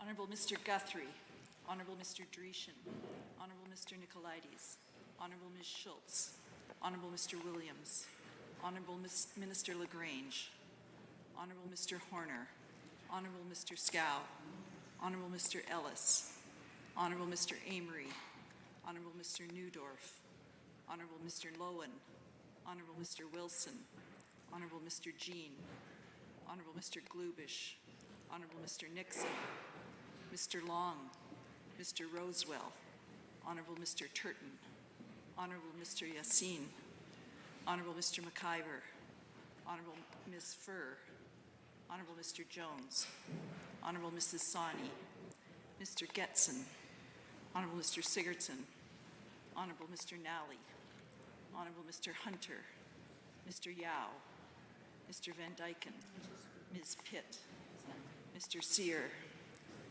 Mr. Lunty, Mr. Weeb, Mr. Boychenko, Mr. McDougall, Mr. Wright, Mrs. Petrovic, Mr. Stefan, Mr. Dick, Ms. de Jong, Mr. Sinclair, Mr. Bouchard, Mr. Singh, Ms. Lovely, Mrs. Johnson. All those opposed, please rise.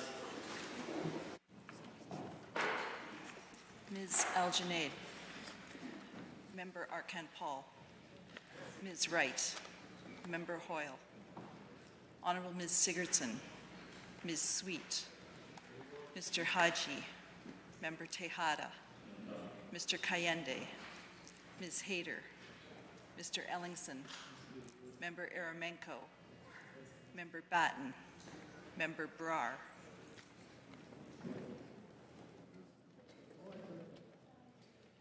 Mr. Speaker, total for the motion 46, total against 14. Motion is carried and so ordered. Under Government Bills and Orders for second reading, Bill 18, Provincial Priorities Act, adjourned debate on amendment, Honourable Mr. Williams. Honourable members, before the Assembly is Amendment REF1. The Honourable the Minister of Mental Health and Addictions has 14 minutes remaining should he choose to use it. Are there others wishing to join in the debate on the amendment? The Honourable Member for Calgary, Curry.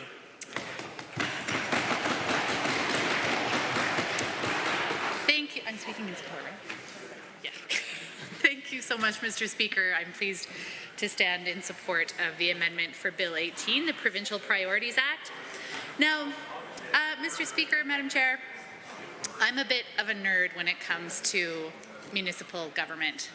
I think municipalities have an incredibly rich opportunity to make community, for economic development, for housing, for initiatives for sustainability, for resilience, for climate action, for social justice, for good work, for living wages, for cost of living. I think municipalities are a completely kind of underutilized order of government when it comes to local policy making and local placemaking. And so it's with great disappointment that the province feels the need to exercise the kind of paternalism that is on display with Bill 18.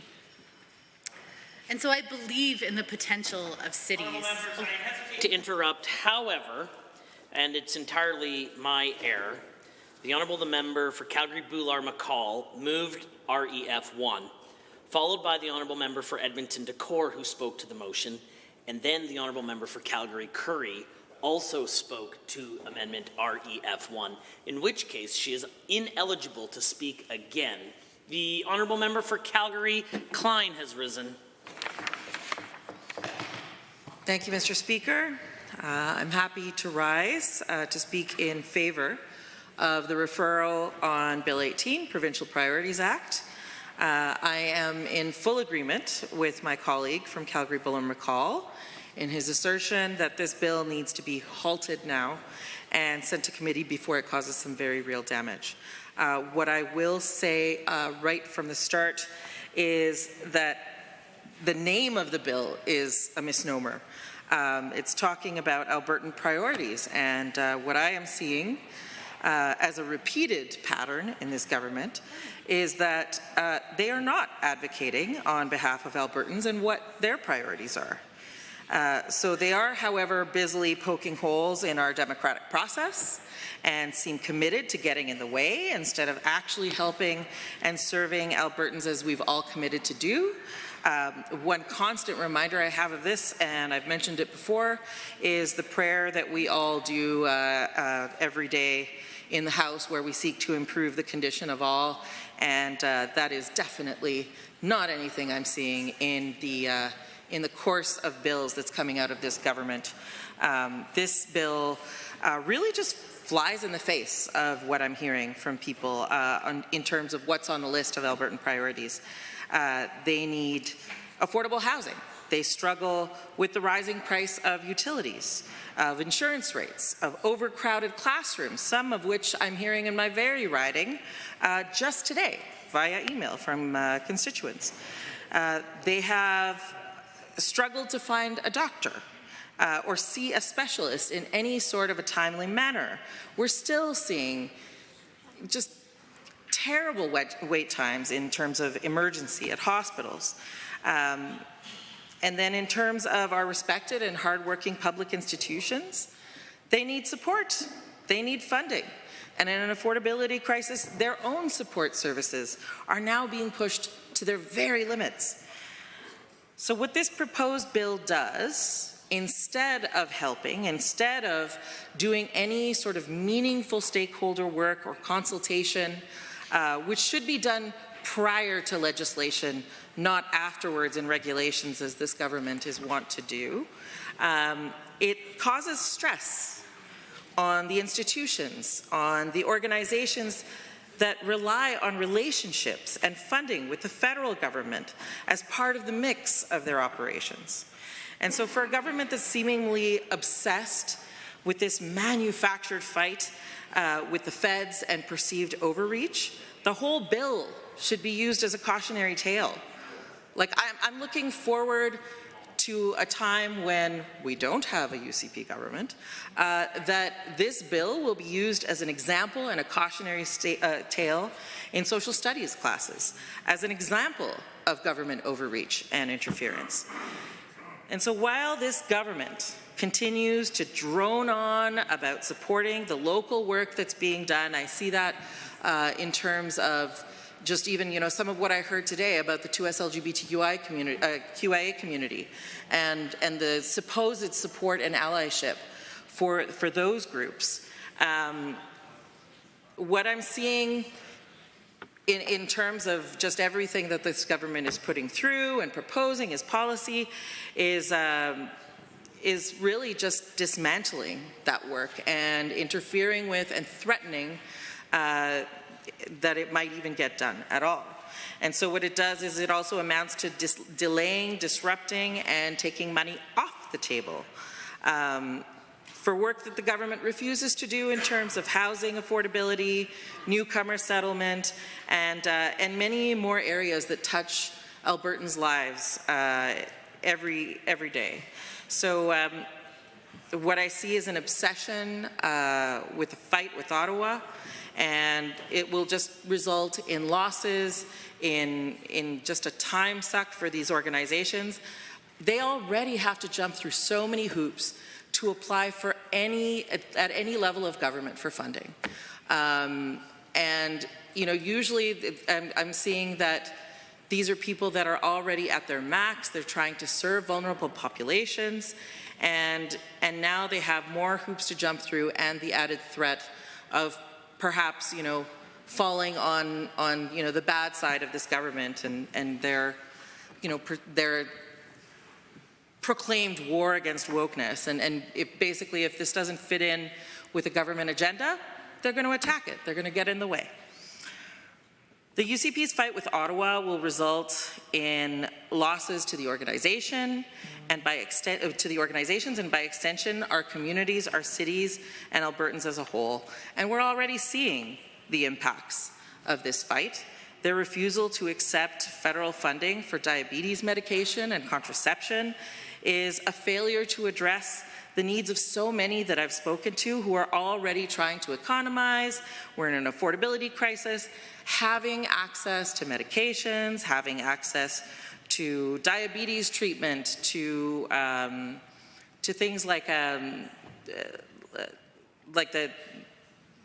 contraception care, already would take a huge bite out of those budgets. And it removes agency from vulnerable folks. This is a government that's constantly talking about choice and freedom while they're actively removing it from people in our communities. This is incompetent legislation, and as I said earlier, passing a bill before consultation is irresponsible. You can't just white out your mistakes later. One of the other things that I'm really concerned about with Bill 18, and as my colleague had mentioned, just this paternalistic bent, is also the undue influence that we're seeing from extremist factions that are within the UCP and outside of it. The undue influence that they have over legislation and the harmful impacts that that has now and into the future. One thing that I have noticed as well as a trend is that their conventions are the way that they tell on themselves. So I remember back in 2018 when the now Minister of Municipalities was begging his supporters to not pass resolutions that would out queer kids. And I'd like to think that this was out of concern for the community, but he knew then, and most certainly knows now, that these would be harmful. But again, their own words come back to haunt them. And one of the quotes was that this will severely hurt our chances at winning. Don't do that to yourself. So back then, they were accusing us of using fear and smear, and we knew that when their convention resolutions were really just the canary in the coal mine. On this side of the House, we clearly hear those dog whistles, and we clearly see the creep of authoritarianism and the impending implementation of a TBA agenda. And so what did they do? Well, they did exactly what we told people that they would do, and they allowed parental notifications of GSAs. Do we need more examples? How about their convention in November? One of my constituents, the mother of a non-binary child, copied me on correspondence with the Minister of Education. She was assured that these decisions would be made by school divisions. And we know very well now that what's on the agenda in the fall is a full flip-flop from this government and a commitment to follow through with harmful policies against the advice of experts. So given the trends, given the pattern of behavior from this government, this just is very concerning to me around a whole host of organizations that I've spoken to as critic. Anything that has to do with diversity, anything that has to do with inclusion in our communities, anything that has to do with housing, because, of course, we couldn't go ahead and actually make an effort in our housing if we are building affordable housing, which they keep promising. I've yet to see those results.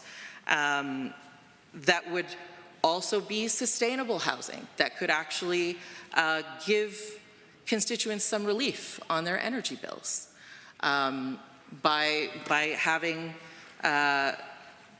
greener construction in housing.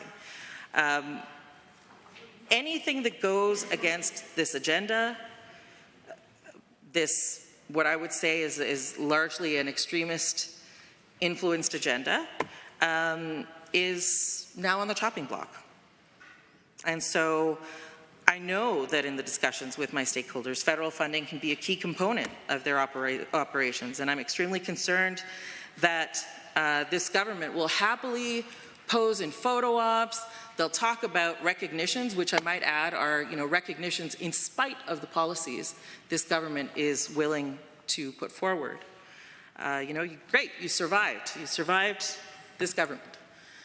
You survived their attacks on your community. And here's some recognition for that. Their battle against perceived wokeness and inclusion will create casualties, and I think that Bill 18 is one of the vehicles in which they will try to do this.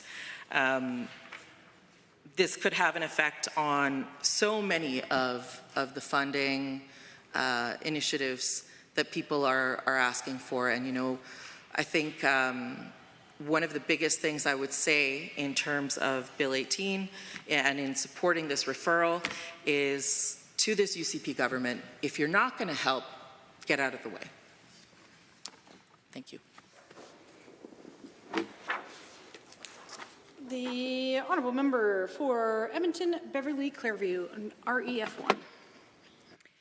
Thank you, Madam Speaker. I'm grateful to have the chance to rise and speak in favour, in support of the amendment to refer this Bill 18 to committee, because in my view, there are a number of things that need to be looked at and need to be done, and we need to have the opportunity for a fulsome discussion to, in my view, make this bill even somewhat palatable. Because this is a bill which shows the lengths that this UCP government will go to make sure control of everything rests with a very small group of people. It's a bill which demonstrates the UCP way.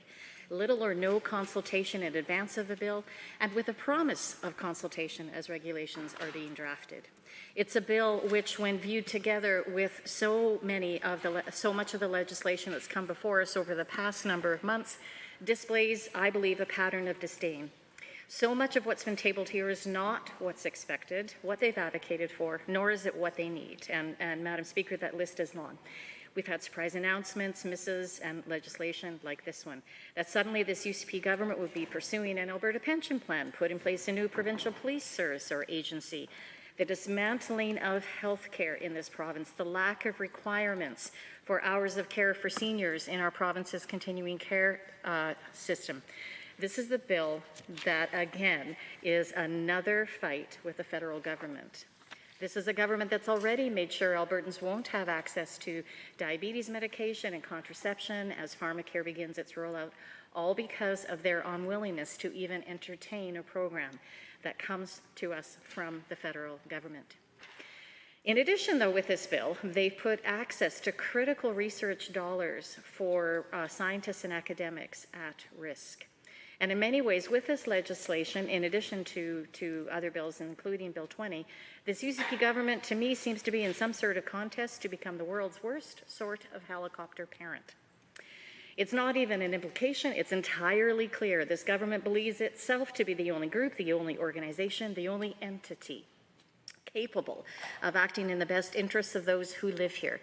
Except, of course, with one particular problem, that it doesn't actually want to hear and reflect upon what all of those folks are saying and what they are grappling with daily. It's an incredibly paternalistic and authoritarian response to the very real issues that exist today. There are a number of organizations and people who, as my colleagues have mentioned, will likely be harmed by what is and is not in this bill. It's a short-sighted act, Madam Speaker.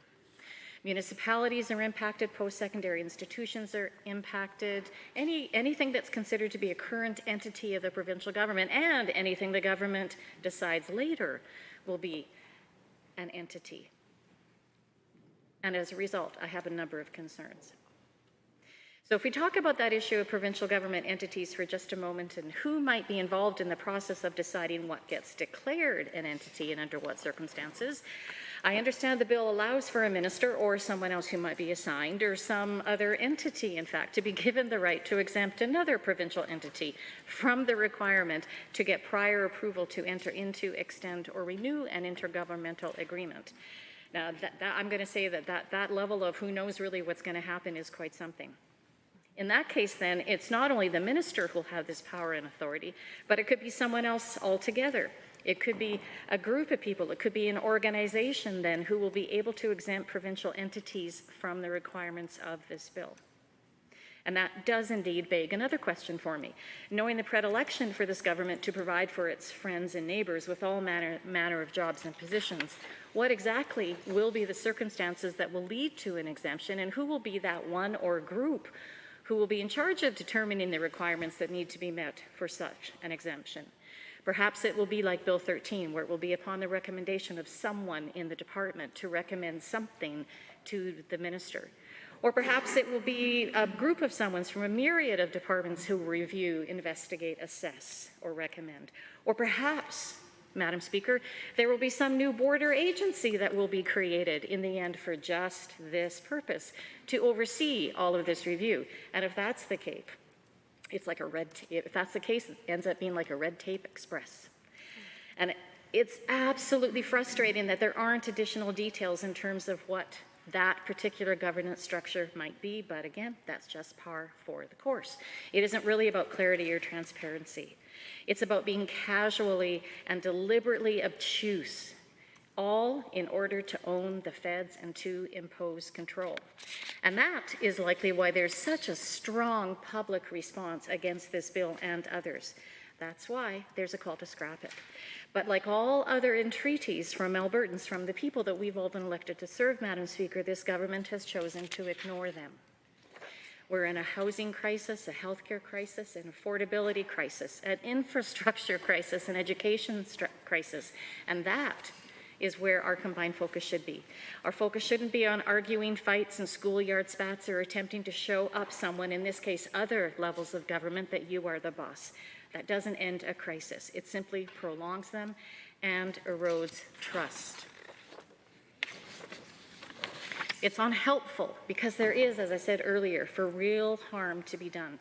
And particularly in terms of my own riding in Edmonton, Beverly, Clairview, because I know this bill, should it pass this House, it will have a direct impact on some local organizations which serve many of my residents. Organizations like Savita. How this bill might impact Savita's operations, plans for future projects, which of course equates to housing for folks across Edmonton and housing for many folks in my riding. Savita regularly works with all levels of government. It's the largest provider of community and affordable housing in Edmonton. They manage over 5,300 homes and have more than 130 sites across the city. And Edmonton Beverly Clairview is home to the greatest number of those sites. Savita has a lot of interesting projects on the go, including a terrific project that will involve renovation of some existing buildings to provide all matter of housing, along with a new way of serving folks, which will allow those folks to stay in their homes for a longer time.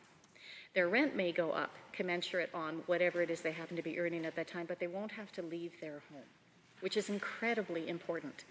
Folks will have finally a place to call home. And to get there, collaboration is a part of Savita's world. They regularly partner with the governments of Canada, Alberta, the City of Edmonton, and indeed other social service and civil society organizations. But because of their relationship to the city and to the province, they will likely fall under the provincial entity category. So what then would the passage of this bill mean to those current and future projects? How many additional steps would they need to take? How long would they need to wait in order to secure funding for projects like the ones I've just described? Who will they end up having to work with? Would they still be allowed to secure funding, for instance, that originated with the Canadian Mortgage and Housing Corporation? Or will the province just say no because it doesn't fall into some sort of a matrix? The uncertainty this creates for the folks in my riding and for folks all across the city is unconscionable. And these are questions that demand a response from this UCP government. And that is, of course, why this should be referred. And we see there's no hint of irony in the bill's title, Alberta Priorities Act. Well, perhaps they could learn from the residents of Alberta, of Edmonton, Beverly, Clairview, Madam Speaker, because here's a list of some of the priorities from the folks who live in my constituency. They would like smaller classrooms. They would like supports in school for kids who need them. They would like affordable housing that ends up being a place where they can call home. They would like a government that works with the federal government and a government that will provide medical care that's needed through programs like pharmacare. They would like this government to put required levels of care back into continuing care. They don't want a new police agency. They don't want an Alberta pension plan. They want, Madam Speaker, a government they can trust. These are the priorities of everyday Albertans, Madam Speaker. And I think that that's what we should focus on. That's what people expect from this government. And that's what I think a referral to committee of this bill would help us gain. Thank you very much. Others to join in the debate on Amendment REF1, the Honourable Member for Calgary Glenmore. Thank you, Madam Speaker. Today I rise to speak and support the amendment brought by the member of Calgary Bowler-McCall on Bill 18, the Provincial Priorities Act. In the midst of a wealth of critical issues such as healthcare, cost of living, a weakened economy, and a housing crisis, this bill clearly shows what this government's priorities are for this province, which is picking fights with the federal government while ignoring the people they were elected to serve. Today, Calgary's inflation rate, according to the news today, Calgary's inflation rate in April was the highest in the country, at 3.6% compared to Canada's wide rate of 2.7%. That's a 0.9 point gap.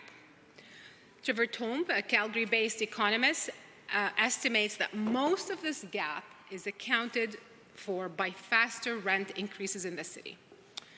Bill 18 doesn't address any of this. It is far-reaching, and it impacts Albertans from a wide variety of institutions across our province. The far-reaching nature of Bill 18 allows the provincial government to obstruct critical funding pathways from the federal government directed towards post-secondary institutions, municipalities, school boards, and even in the energy space. With the Alberta government's recent moratorium on renewables and their opposition to net zero goals, there are serious concerns about federal grants that could be blocked. There's $9.74 million in federal money to improve access to hydrogen fuels, including supporting product testing and attracting investment to Alberta's hydrogen industry. There's $160 million in federal investments for 9 Alberta-based solar power projects that will create hundreds of jobs, generate significant clean solar power, and deploy 163 megawatts of new solar generation and 48 megawatts of battery storage capacity. There are $175 million in federal investments for 12 Alberta-based clean energy projects that will create thousands of jobs and enable local economic growth while delivering clean, affordable energy to communities. There's $23.4 million for EDF Renewables Canada to support the Cypress 2 wind project in southern Alberta. Now, I understand the UCP has launched an ideological attack on the renewables industry and is picking winners and losers in the electricity sector, but Albertans are searching for a government that creates policies that will improve their quality of life. For municipalities, post-secondary institutions, and school boards, federal funding is essential to ensure the proper delivery of services and programs. Bill 18 blindsided post-secondary institutions. Many students and educators raised their concerns with the bill. The University of Alberta's consolidated budget, for example, shows that the federal government provides funding approximately 39.4% of the university's research. That's a big budget. Topics that might be at risk of losing funding due to Bill 18 include neuroscience, brain health and exercise, patient and family-centered cancer survivorship, community disaster research, microbiome research, thermodynamics, wild microbiome infections, RNA and protein biophysics, critical border studies, politics of citizenship and human rights. Why does the UCP think they need to review funding for these areas? Bill Flanagan, the president of the University of Alberta, voiced his frustration, stating, quote, Bill 18's potential application to public post-secondary institutions is inconsistent with our obligations and commitments relating to freedom of expression and robust research.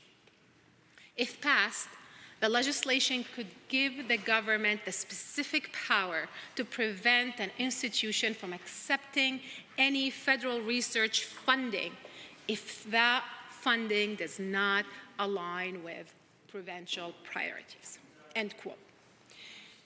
In a joint letter from the Graduate Students Association from both the University of Calgary and the University of Alberta, student leadership warned that Bill 18 could dispel scholars and talent from our province. It is imperative that we as elected representatives remain committed to upholding Alberta as an international destination for talented academics and researchers. This bill represents an ideologically driven attack that, according to those who have dedicated their professional careers as educators, poses risks to academic freedom itself.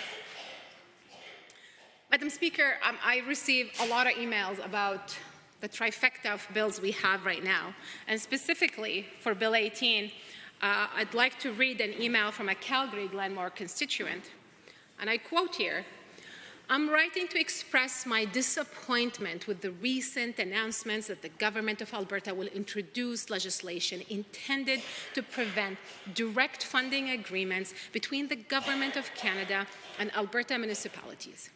Your comments to the media details that Alberta will act to obstruct municipalities' efforts to rapidly build homes and benefit from unrestricted participation in the Federal Housing Accelerator funding program.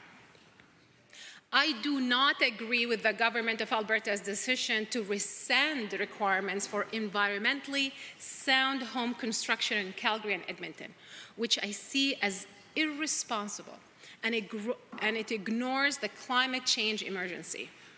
I have strongly opposed the restrictions on renewable energy development in Alberta. Your latest announcement fails to acknowledge that cities and rural communities will benefit from the Housing Accelerator program, and also represents the continuation of a negative trajectory that jeopardizes equitable, sustainable growth in Alberta.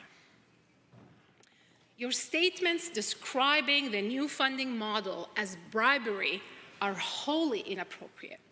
Preventing the direct funding model between municipalities and the federal government shows an intention to squander valuable time and resources, which are already scarce commodities. The requirement for municipalities to have the province's permission before entering into funding agreements intended to accelerate home building is unnecessary, adds more bureaucracy, and is not in line with the government's red tape reduction policies. This constituent continues and says, as a proud Canadian, I am impressed by the federal government's dedication, care, and innovative efforts to develop new policies and programs intended to benefit Albertans. It is unacceptable for the Alberta government to obstruct municipalities from participating in funding models meant to enhance infrastructure and housing development. As Canadian taxpayers, we have a rightful expectation of support from the federal government. It is truly disheartening that the Government of Alberta persists in obstructing future-minded change and is preoccupied with designing policies to prevent Albertan municipalities from engaging in and benefiting from federal initiatives. Such actions will undoubtedly harm Albertans. Recent polls also show that I'm not alone. More Albertans are dissatisfied with the performance of the Alberta government. Many strongly oppose the government of Alberta's hostile reluctance to fully support relevant, healthful programs like pharmacare, housing accelerator funding, $10 a day childcare, and climate strategies, including the carbon pricing. As Minister of Seniors, Community and Social Services, it is imperative, and I continue to quote this constituent, Madam Speaker, it is imperative that you seize these opportunities and work with the Government of Canada to implement and/or customize these new innovative policies, and failing to do so is unprofessional and undemocratic. Most Albertans expect collaboration with the Government of Canada to improve our lives. I encourage you to shift the tone and behavior substantially regarding collaboration with the Government of Canada. After 5 years, Alberta finds itself worse off. We have the highest level of inflation, pollution, and toxic waste liabilities. We now have no requirements for nursing care hours for LTC residents. People are contracting SARS-CoV-2 in hospitals and at school. We underfund family medicine and are witnessing out-of-control overdose deaths.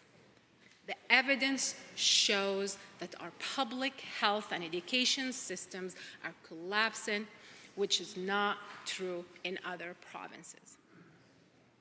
Your actions and words reflect a lack of seriousness related to improve the lives of Albertans. Moreover, the decision your government are making fail to foster a healthy environment, both figuratively and literally. This Calgary Glenmore constituent continues to say, in closing, consider the weight of these concerns and the expectations of Albertans. It is not merely a matter of policy, but of integrity and responsibility to the people you serve. We look to you for leadership, a commitment to collaborative governance, and actions that prioritize the well-being of all Albertans. The decisions made today will shape the future of our province for generations to come. Let municipalities work with the Government of Canada to build a brighter, more sustainable future. Thank you for your attention to this matter, and I eagerly anticipate positive changes that reflect the best interests of all Albertans. End quote.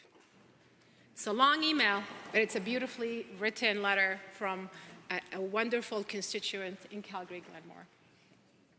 And this letter is a testament to how real Albertans feel about this government's decision to enact Bill 18 and other bills similar to it.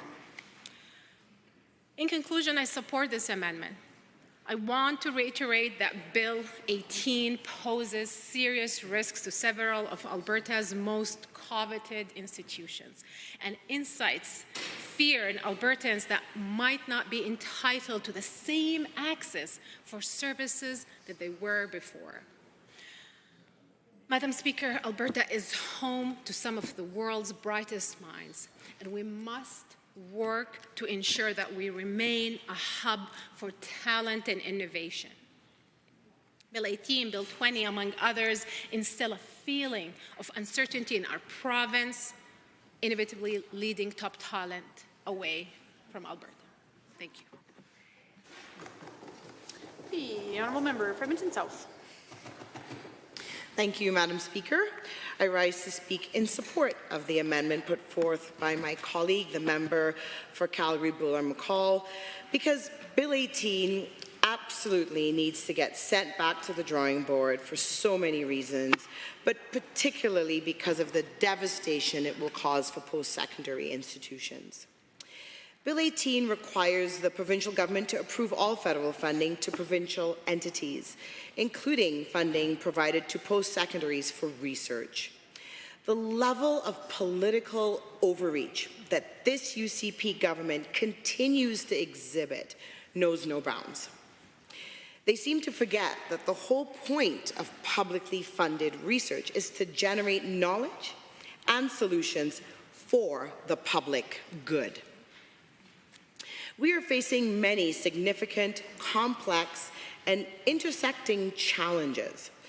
These challenges require smart, thoughtful, and humble people who work within the social, natural, and health sciences, who specialize in inquiry and critical thinking.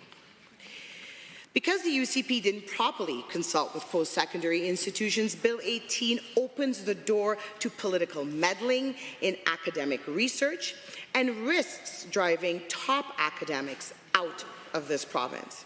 In fact, it already started happening as several researchers reached out to us saying that they've received offers to conduct research elsewhere and are seriously considering it, to work in less hostile environments.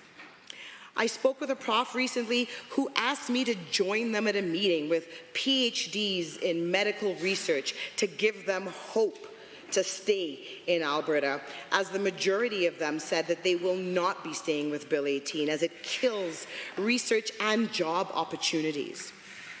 So who knows how many researchers this bill has already scared off?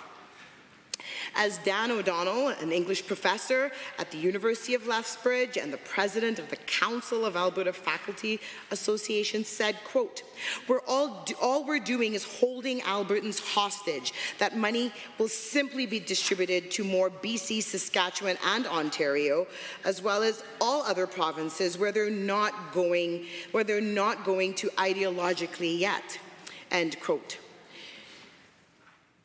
We have two of the largest research powerhouses in the country right here in Alberta. And while post-secondary institutions grappled with drastic budget cuts, their critical lifeline to federal research funding was being threatened. And this comes after the UCP government defunded post-secondary institutions by $80 million this year alone.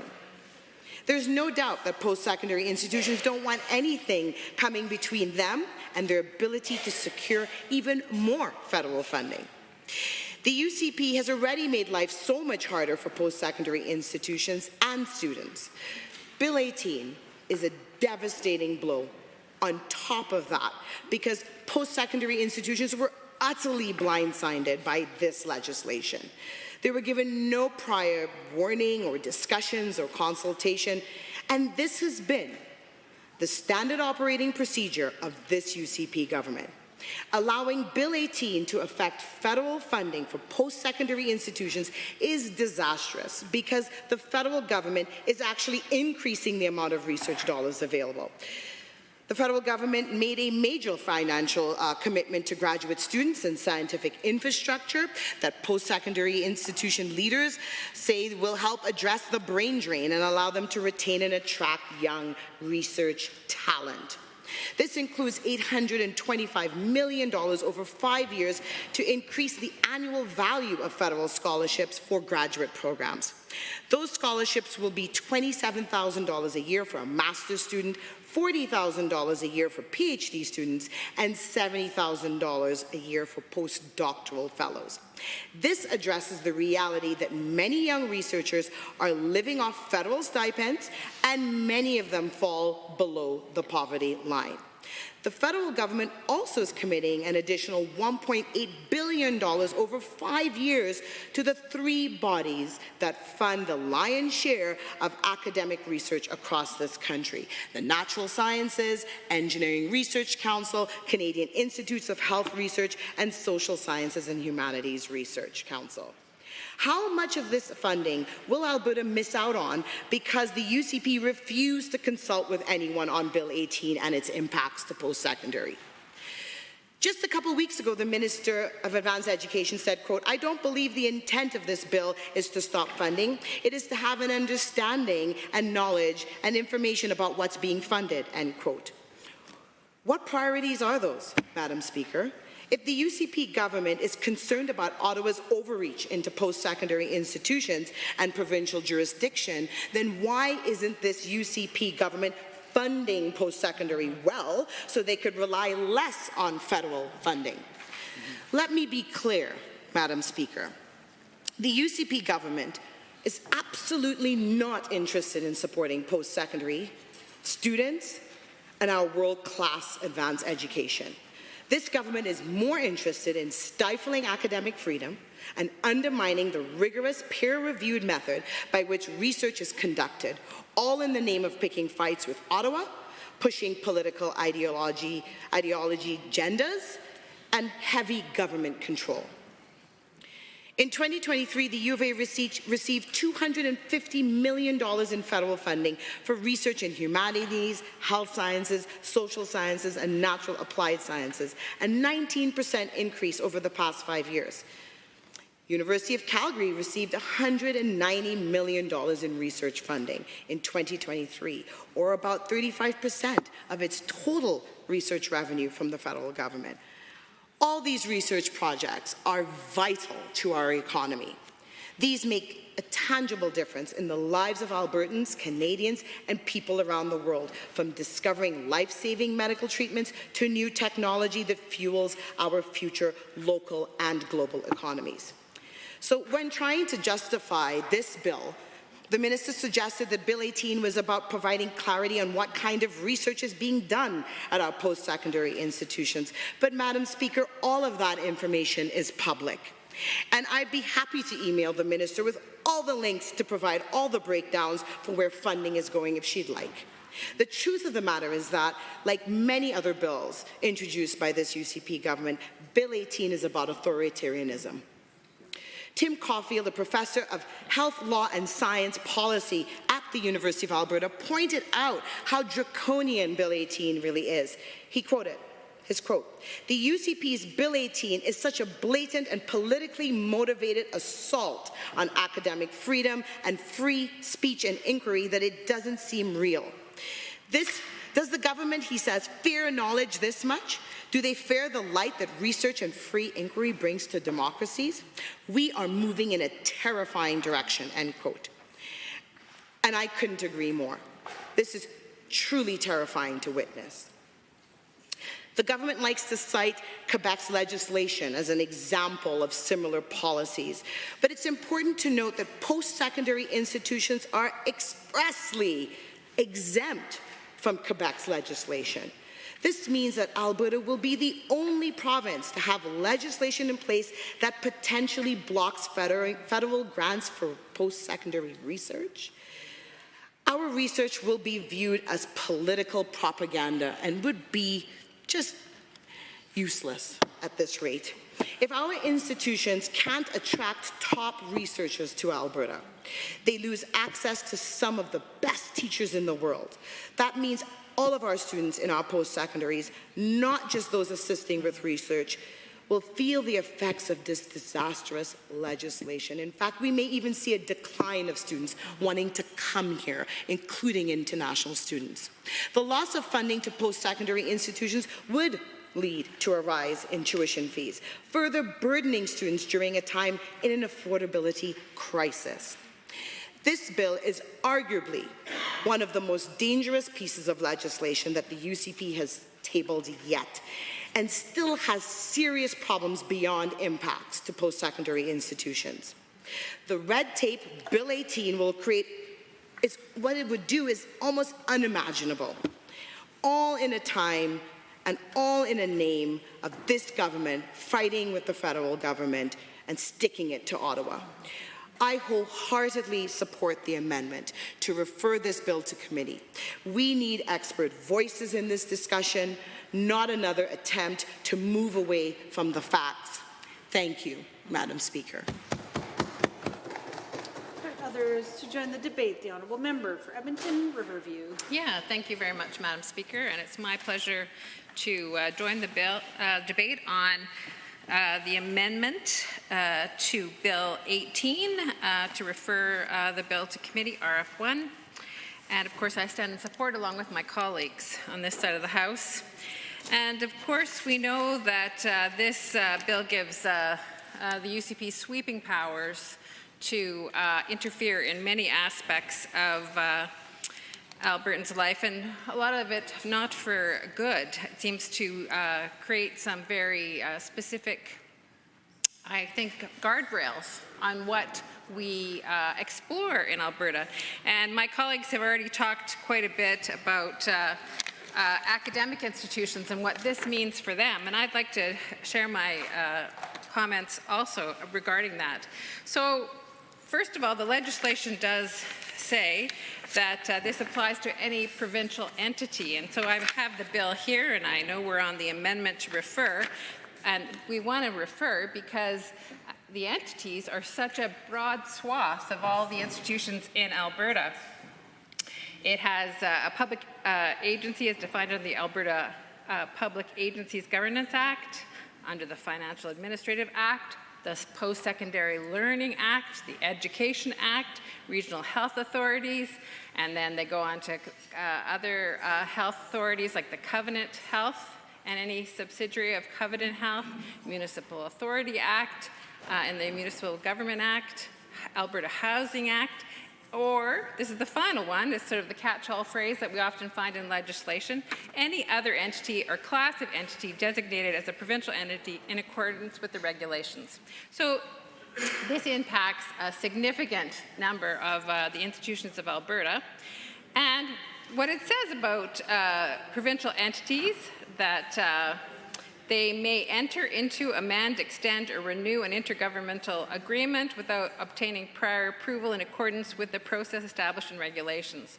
So they may not do that because UCP thinks that they need to be vetting this. Now, if, you know, it kind of boggles the mind because, of course, the UCP like to say how much they are concerned about red tape, but oh my goodness, this is like significant red tape is created. And so that's why it's so important to move this amendment to committee, because I think that, you know, they've made a mistake. This doesn't make any sense that they would want to increase so much red tape, because this process is carried out appropriately so without them being involved at all.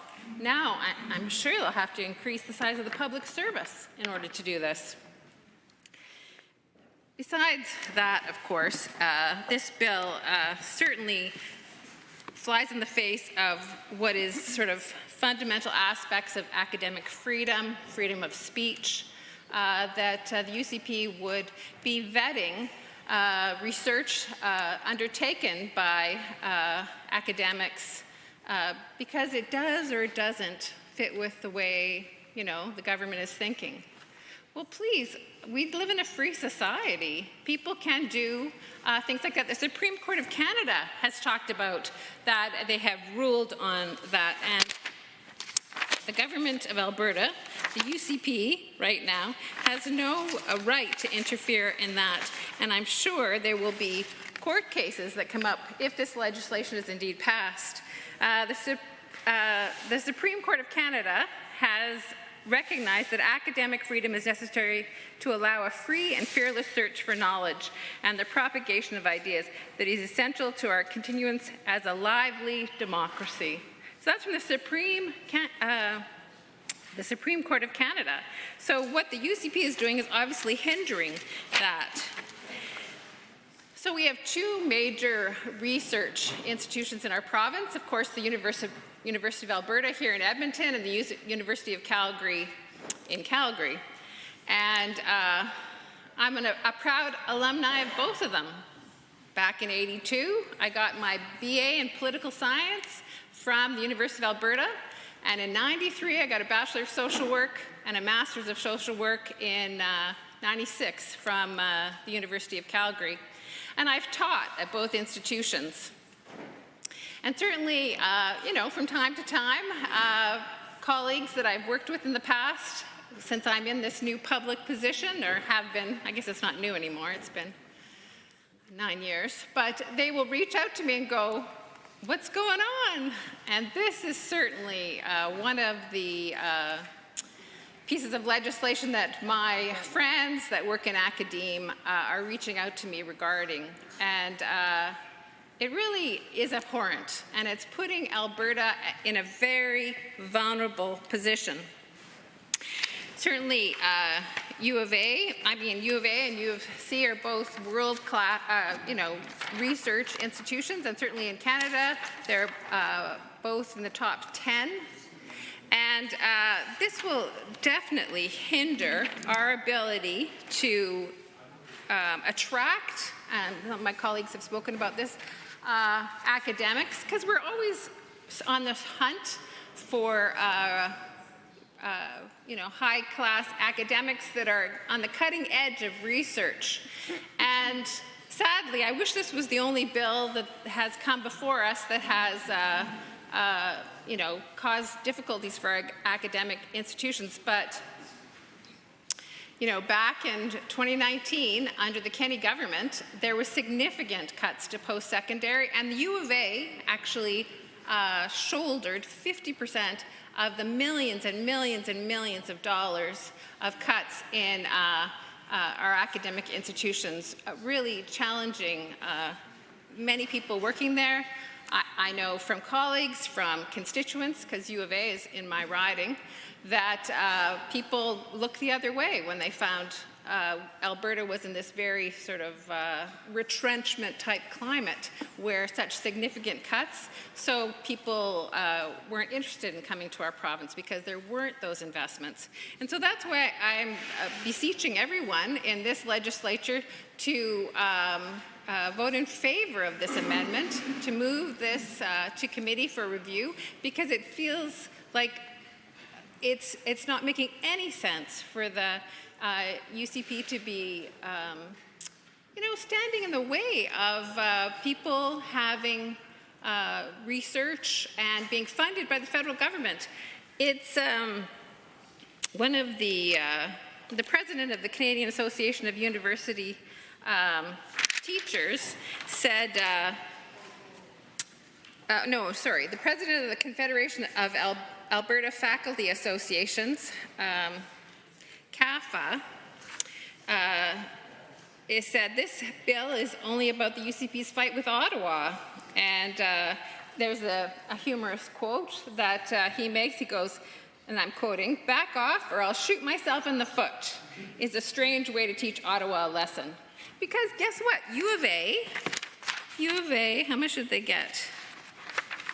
U of A got $215 million in federal research funding just last year, in 2023, representing 1,800 separate federal funding agreements.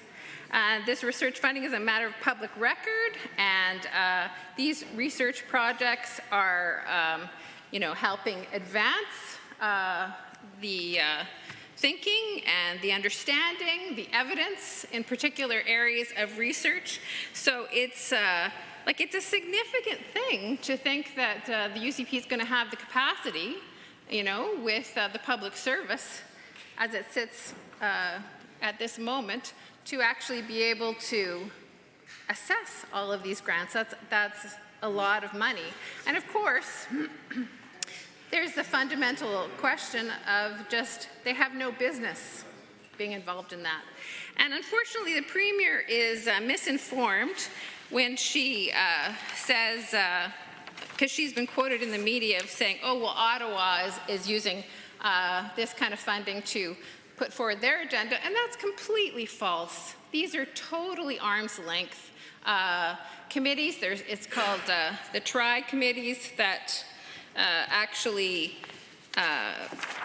allocate the funding, and it is in no way something that the federal government is deciding on.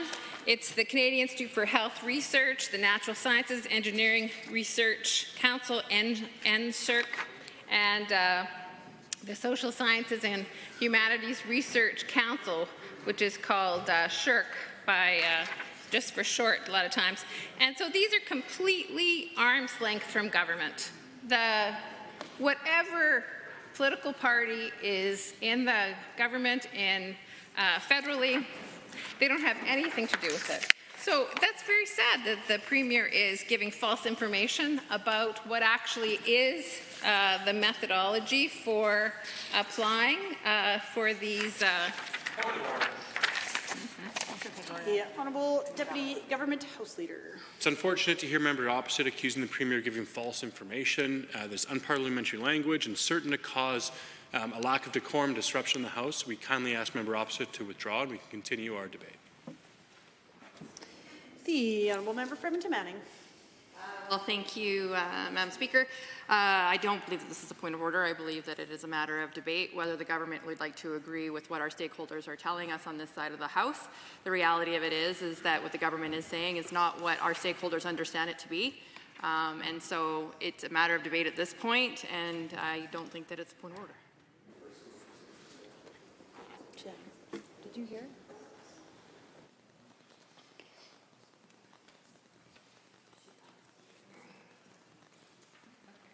Honourable members, I don't agree this is a point of order. However, I will provide some caution to the member speaking that perhaps we could end up in the territory of unparliamentary language. Continue down this path. With that caution, I'll ask the Honourable Member for Edmonton Riverview to conclude her remarks, or to, finish her remarks. Thank you, Madam Speaker. Well, certainly Janet French, who is a journalist with the CBC, has clearly articulated what exactly was said. And what's really important to note is that the federal government is not at all involved in this process. And it's really inappropriate for the provincial government to be involved in this process. And it flies in the face of the principles of academic freedom, where researchers can pursue, their research independently. And they don't need to get approval from any level of government. However, these committees that I just identified earlier, the tripartite committees that review it, are made up of, international academics that are leaders in their particular field. They have expertise in those particular areas, and they're deciding. So these are people with knowledge about how that particular area of study, they have the understanding of that particular area of study, and so they're making the most informed decisions. There's absolutely no involvement with the federal government. But sadly, this legislation will involve the provincial government. And as I've already said, the Premier has clearly indicated that she wants things to be. I hesitate to interrupt, but pursuant to Government Motion 33, the question must now be put. On Amendment REF1, it's moved by the Honourable Member for Calgary-Boulard-McCall. All those in favour, please say aye. Aye. Any opposed, please say no. No. That amendment is defeated. A division has been called. Ring the bells.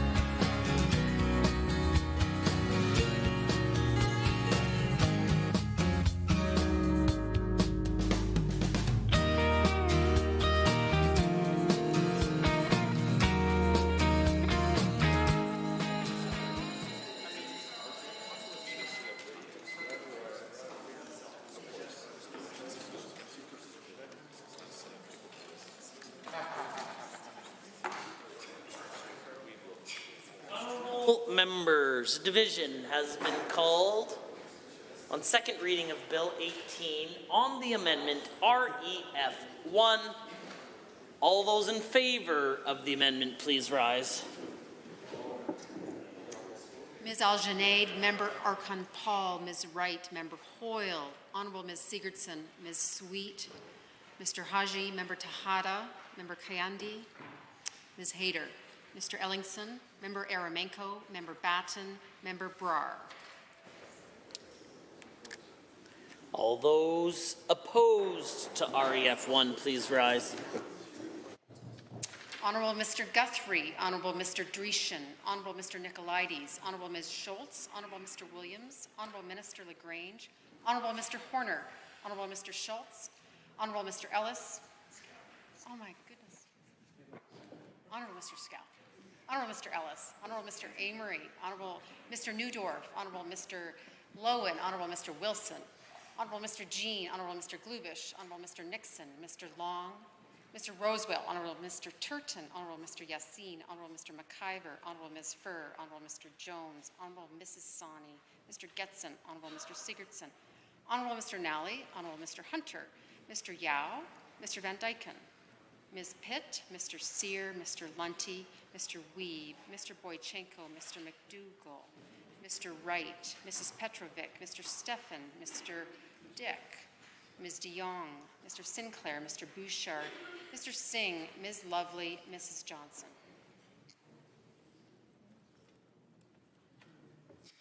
Mr. Speaker, total for the amendment 14, total against 46.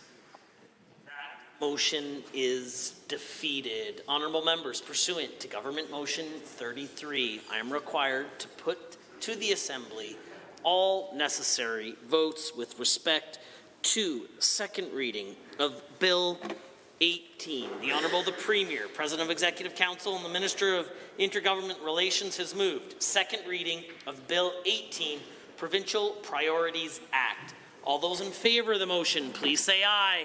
Aye. Any opposed, please say no.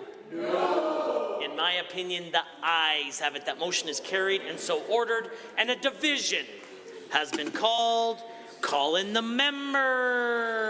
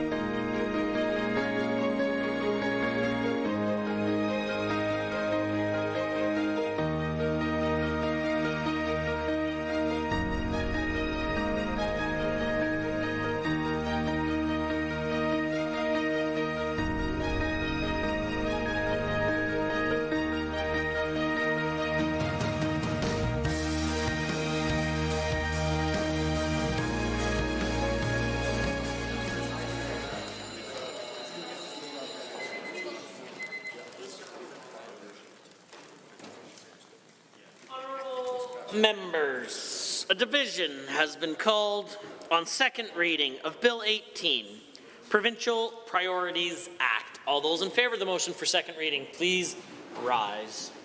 Honourable Mr. Guthrie, Honourable Mr. Dreeshen, Honourable Mr. Nicolaides, Honourable Ms. Schultz, Honourable Mr. Williams, Honourable Minister LaGrange, Honourable Mr. Horner, Honourable Mr. Scow, Honourable Mr. Ellis, Honourable Mr. Amory, Honourable Mr. Newdorf, Honourable Mr. Loewen, Honourable Mr. Wilson, Honourable Mr. Jean, Honourable Mr. Glubish, Honourable Mr. Nixon, Mr. Long, Mr. Rosewell, Honourable Mr. Turton, Honourable Mr. Yassine, Honourable Mr. McIver, Honourable Ms. Furr, Honourable Mr. Jones, Honourable Mrs. Sawney, Mr. Getson, Honourable Mr. Sigurdsson, Honourable Mr. Nally, Honourable Mr. Hunter, Mr. Yao, Mr. Van Dyken, Ms. Pitt, Mr. Sear, Mr. Lunty, Mr. Weeb, Mr. Boychenko, Mr. McDougall, Mr. Wright, Mrs. Petrovic, Mr. Stefan, Mr.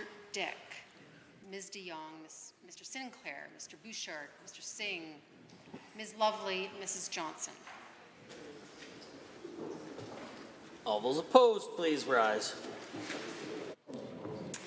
Ms. Algenaid, Member Arkan Paul, Ms. Wright, Member Hoyle, Honourable Ms. Sigurdsson, Ms. Sweet, Mr. Haji, Member Tejada, Member Kayande, Ms. Hayter, Mr. Ellingson, Member Eramenko, Member Batten, Member Brar.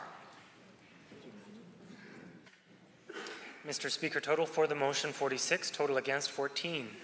Motion is carried and so ordered. Bill 18, Provincial Priorities Act is now read a second time. Committee of the Whole.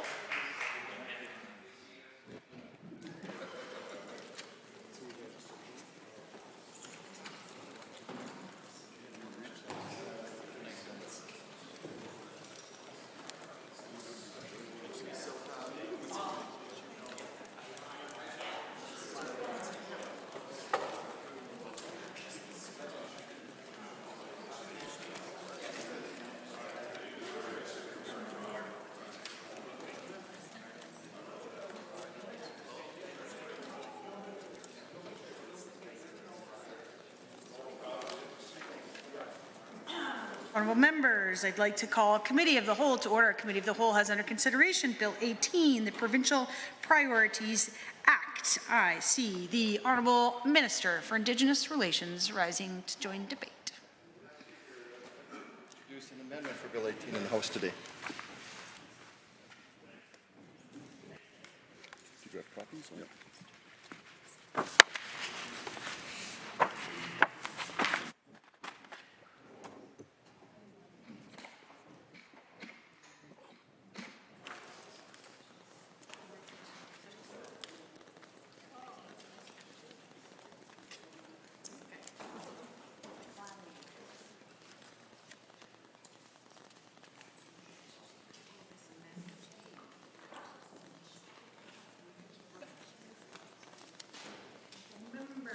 Will be known as Amendment A1. Please note it is 2 pages. Honourable Minister, you may proceed. Thank you, Madam Speaker. Alberta's government has made a strong commitment to build, maintain, and strengthen relationships with First Nations and Métis communities across this province. This effort is near and dear to me, and I'm honoured to be part of the important work that is making real, meaningful change across the province for Indigenous peoples. This amendment to Bill 18 states that if passed, this bill will not affect Indigenous groups in Alberta. This means that First Nations and Métis settlements will not be affected by this bill. I want to assure Indigenous communities across Alberta that this bill will not affect them or their rights. This is of vital importance as we continue to build new relationships across the province to strengthen our existing ones. Indigenous communities play a major role in moving our province and the economy forward, and with programs like the Alberta Indigenous Opportunities Corporation and the Aboriginal Investment Fund, this government is proving it is committed to walking the path towards true economic reconciliation. Economic reconciliation is a vital step towards a brighter, more prosperous future for Indigenous people in Alberta, and I'm very pleased to work with the work this government has been doing to advance this. I always say when Indigenous people succeed, we all succeed. I acknowledge that Indigenous communities have the ability to negotiate and manage their own long-standing funding relationships with the federal government, and this amendment will ensure that those agreements and relationships are not affected by Bill 18, and instead would only apply to the provincial entities specifically identified in Bill 18. In this amendment, we want to ensure that Indigenous groups aren't captured by the definition of provincial entity and they can be added as a provincial entity regulations under the Act. The proposed amendment aims to achieve this by defining Indigenous groups and adding a new section that clarifies that an Indigenous group is not and may not be designated as a federal or provincial entity for the purposes of this Act. With respect to First Nations, we know their primary relationship with the Crown is through the federal government, and it's not our intent for this legislation to undermine that. This Act does not in any way impact the treaty rights, which we continue to respect. I also want to emphasize this Act and this proposed amendment do not introduce changes to the Métis Settlements Act or the associated regulations and agreements. Thank you. Members to join the debate, the Honourable Member for Edmonton West Henday. Thank you, Madam Speaker. I rise today to speak in favour of this amendment for Bill 18. However, before I do so, I must acknowledge what many in the community view as the misguided Provincial Priorities Act, or better known as another installment of red tape created by the UCP government. And despite its name, does not actually deal with the priorities of Albertans like affordability, publicly funded and delivered health care, or schools in all parts of the province. Bill 18 is yet another avenue for the provincial government to insert itself in the affairs of a myriad of democratically, and might I add, duly elected members of municipal governments, or the experts appointed, which ensure the effective management of many of our public services, like post-secondary institutions, hospitals, or even affordable housing bodies. A piece of legislation of this magnitude is quite concerning, given the numerous priorities that Albertans have asked this government to prioritize, like affordability, healthcare, housing, climate change. Well, Alberta, you've been duped by the government in draft after draft of legislation that addresses none of that. But I guess it's unfair of me to say, because at least one of them addresses climate change. Oh wait, no it doesn't, not explicitly. It uses emergencies that stem from climate change as an excuse to usurp more power from local authorities. So what does this piece of legislation do? Well, let's walk through it, why don't we?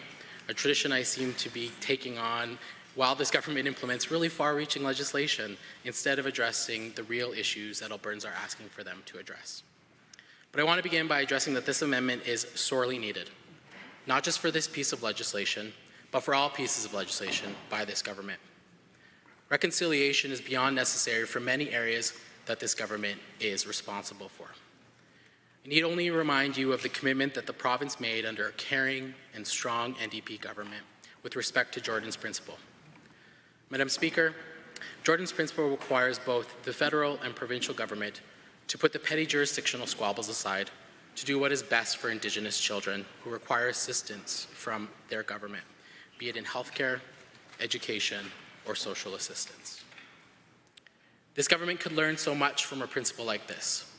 It is one rooted as close as it can be to Indigenous legal principles, or looking after one another. In Nehiawian, we call it Ukotuin. Had this amendment not been proposed, I was ready to introduce an amendment of my own sorts with respect to this important exemption. Indigenous peoples have always been an afterthought by colonial governments, and this government is no different. While the member who proposed this amendment, the minister, has finally done the right thing, it is a shame that they did not do so before introducing this piece of legislation. This government should have also considered bringing forward an amendment to exclude post-secondary institutions from having to adhere to the provincial government's misguided priorities, but I digress. I want to focus on the importance of passing this amendment so that more Indigenous leadership is not bound by the misguided priorities of the provincial government. I'd also like to note that this amendment clearly states to Indigenous leadership that its sovereignty cannot and will not be usurped by the provincial government, so long as I and my colleagues on this side of the House sit here. I'd also like to opine on the other deficiencies in this bill, and we'll begin with the definitions, which highlights the need for this amendment, in particular intergovernment agreements, the crux of this bill. Cabinet has had several meltdowns over the past couple of months, while other elected representatives tried to circumvent the UCP's temper tantrums in Ottawa. Municipalities, housing management bodies under the Housing Act, and post-secondary institutions have had a history of securing funding from federal entities, which read in another way, and with a more plain understanding, the federal government in Ottawa. The very entity that the provincial government has decided it wants to go after because the current government does not align with its harmful and misguided priorities like a sovereignty that it usurped from First Nations without consultation, or this bill which usurps the ability for provincial entities to get federal dollars for programs that Albertans so desperately need.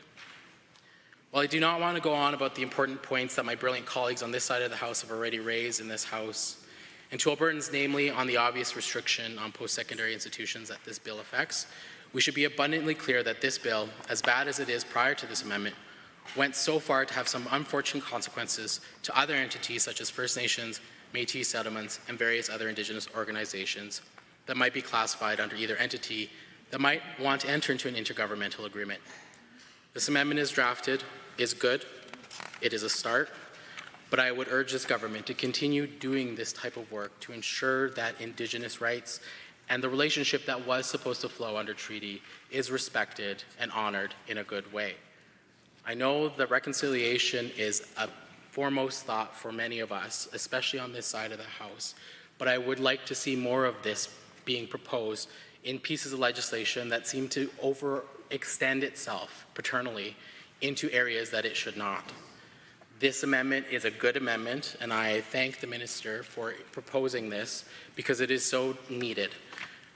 But prior to this amendment being introduced, this legislation is the exact type of legislation that has unfortunate consequences because it is based on hasty decision-making. In this case, it is solely to, quote, own the libs, end quote, something this government has foamed at the mouth day in and day out over, and which this piece of legislation tries to do at the detriment of Albertans. This unfortunate consequence of this legislation can be seen in Section 1, sub C 4, which as presently reads, folds in another order of government that this chamber has historically, and thankfully through this amendment, has not forgotten. This government should have had the forethought to include this amendment before introducing this piece of legislation, and I'll say this till I'm blue in the face, because First Nations and Métis folks cannot continue to be an afterthought in this chamber. But alas, here we are, and here I am urging this House to pass this amendment for the reasons that I outlined today. Although all of the fanfare this government hosts with Indigenous peoples for photo shoots or press conferences, they still manage to draft bad legislation that amounts to folding in Indigenous peoples in their speaking notes to make their political point, but not actually doing anything with respect to the needs and wants of Indigenous peoples in this province. Instead, they are an afterthought, as demonstrated in this amendment. Indigenous people should be considered at every step during the legislative process as to how the provincial government's paternalistic overreach might have unfortunate consequences. Because let's face it, Madam Speaker, this government and its predecessor, also a UCP government, has to date not acted honorably in its responsibilities to Indigenous peoples because it is easier to take photos and make empty promises without doing the hard work of including their voices before it makes bad decisions that affect their rights. This amendment, although very necessary, was done at the 11th hour and only implemented because Indigenous leadership requested it. But had they ignored Indigenous leadership again in this instance, I would have introduced one that would have been much stronger. Madam Speaker, First Nations and Métis settlements have had to develop many creative ways over the years to operate in the legislative frameworks between the federal and provincial governments. One level of government blames the other for its problems, while the other blames it right back. The only people that suffer from this jurisdictional hot potato are Indigenous peoples. And I just mentioned not too long ago a really helpful representation of how this can be seen through Jordan's principle. Provincial and federal governments ran Indigenous parents and guardians through hoops and created unnecessary red tape just to give Indigenous children the opportunity to access inter alia, healthcare, social, and educational services. For a government so patently intent on reducing red tape, it is quite curious as to why they are creating the most unnecessary red tape for any of these defined agencies, boards, or any of those undefined entities.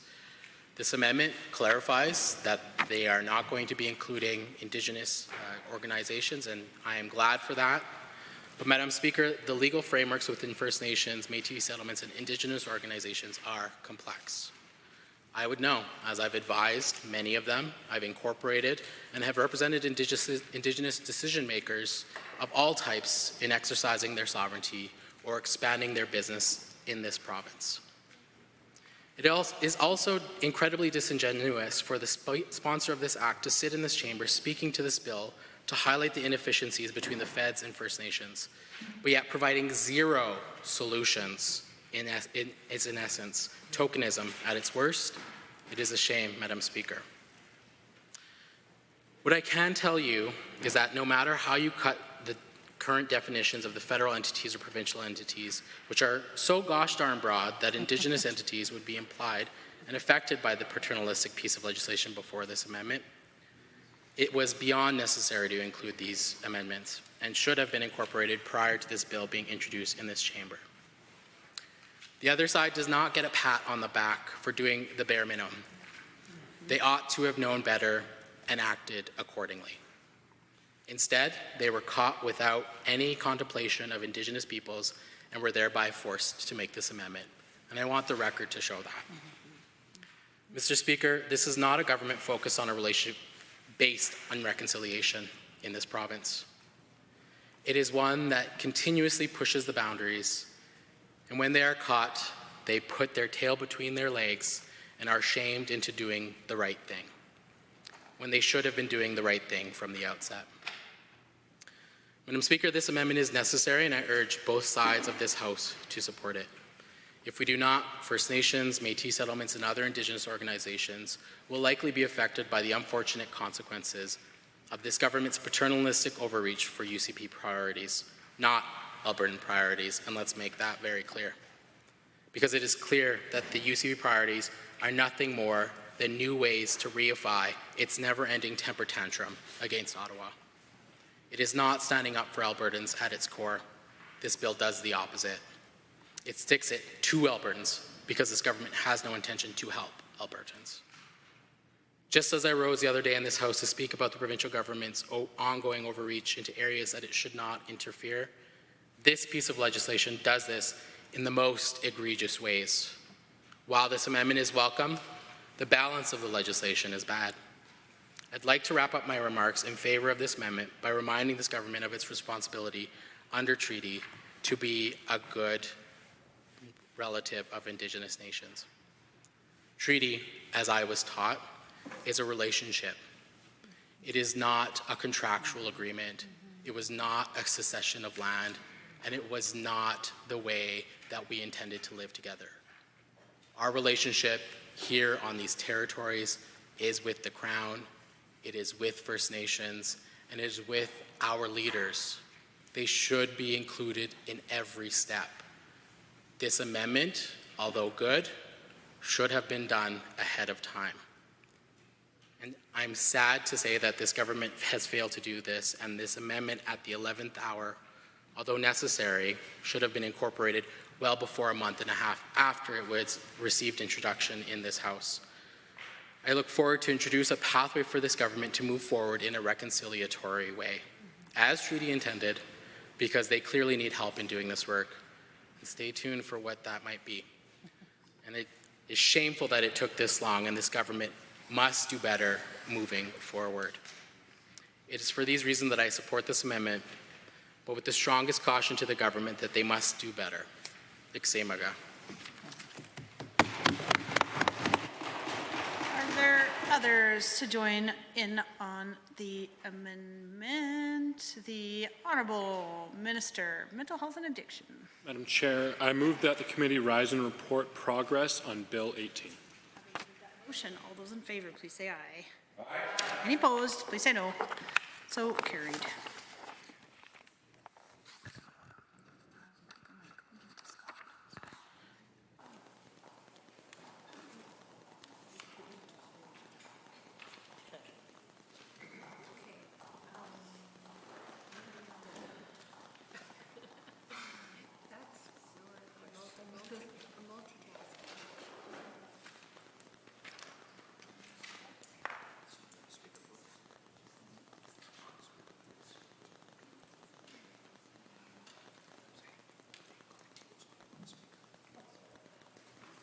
member for Bonnyville, Cold Lake, St. Paul. Madam Speaker, the Committee of the Whole has under consideration certain bills. The committee reports progress on the following bills. Bill 18. Madam Speaker, I wish to table copies of all amendments considered by the Committee of the Whole on this date for the official records of the Assembly. The Assembly concur in a report. All those in favor, please say aye. Aye. Any opposed, please say no. So carried.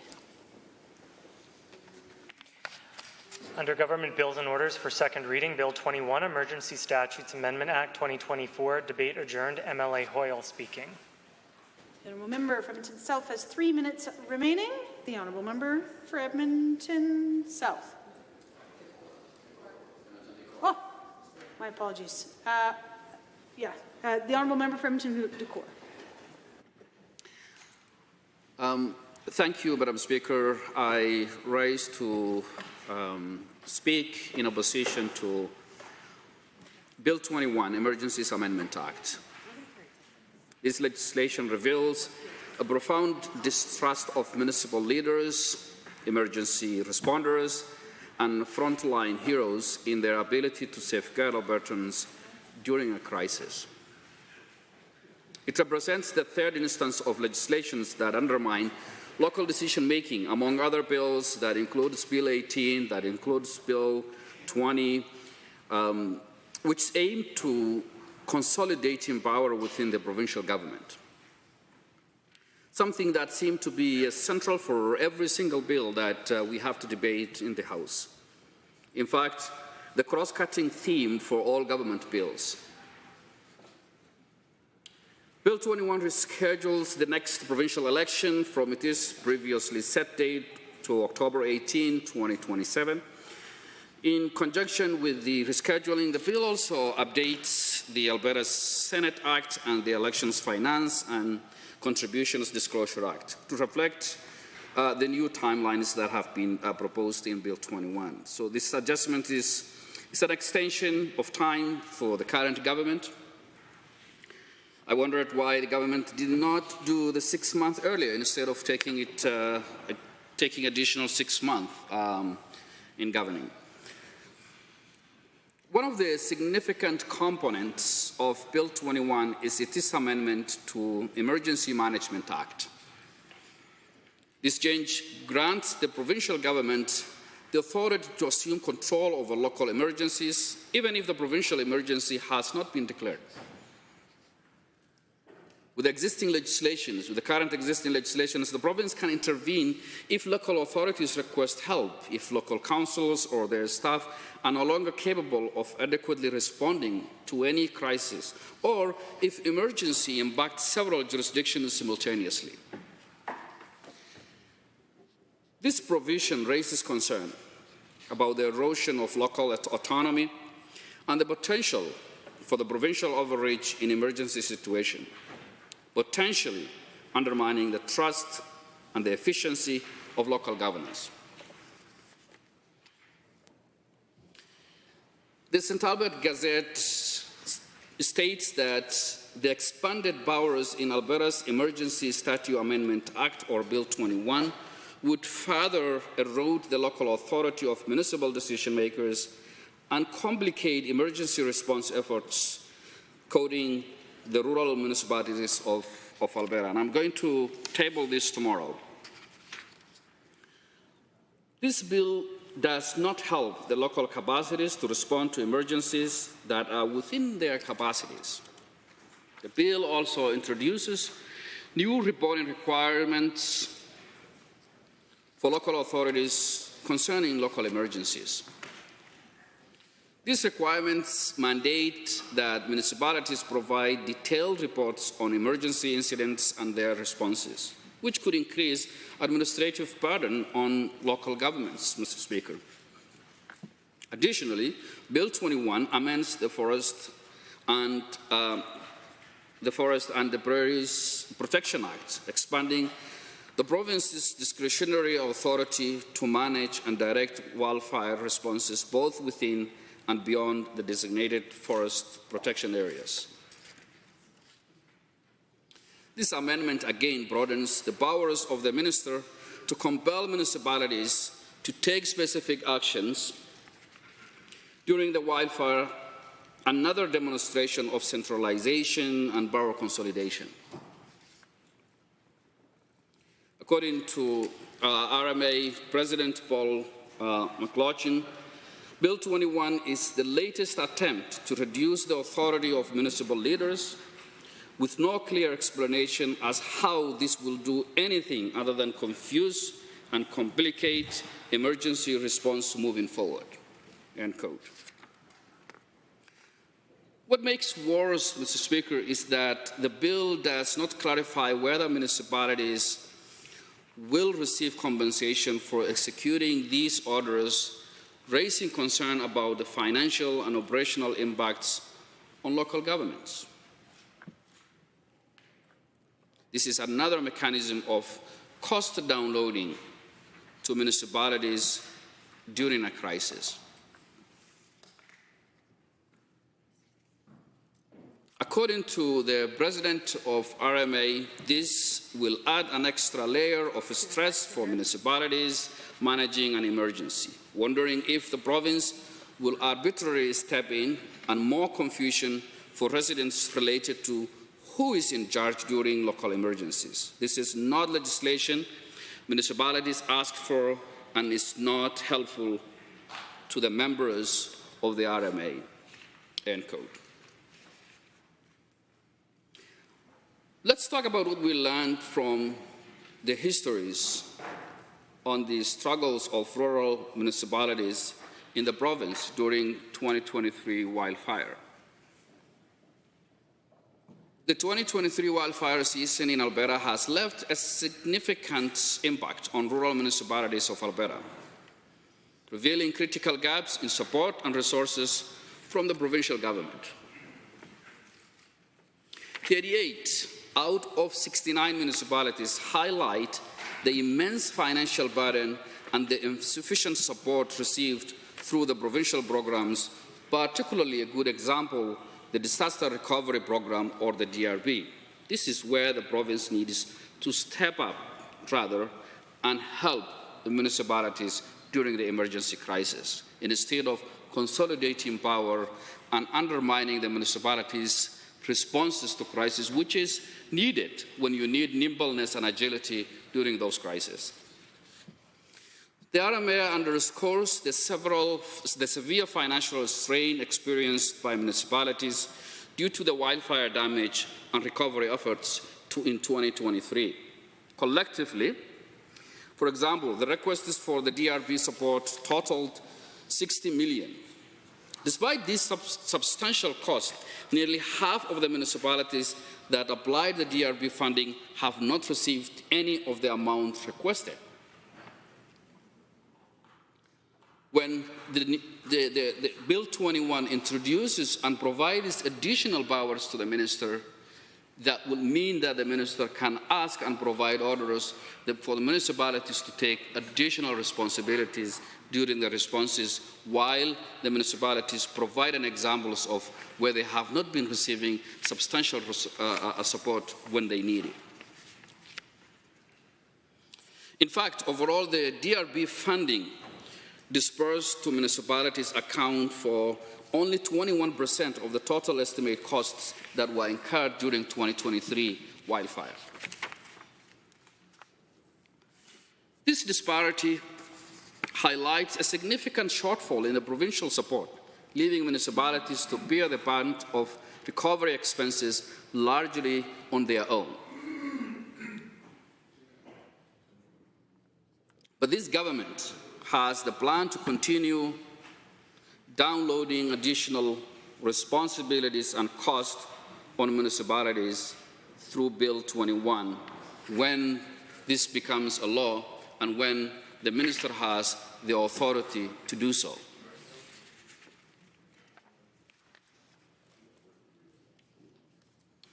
In addition to the financial challenges, nearly 50% of the municipalities indicate that they did not have access to adequate provincial wildland firefighter equipment or capacity during the wildfire season in 2023. This lack of resources hinders their ability to effectively combat wildfires and protect their communities during the emergencies. We can see the RMA clearly indicate that the current level of provincial support is insufficient to meet the needs of municipalities grappling with their aftermath based on 2023 wildfire season experience.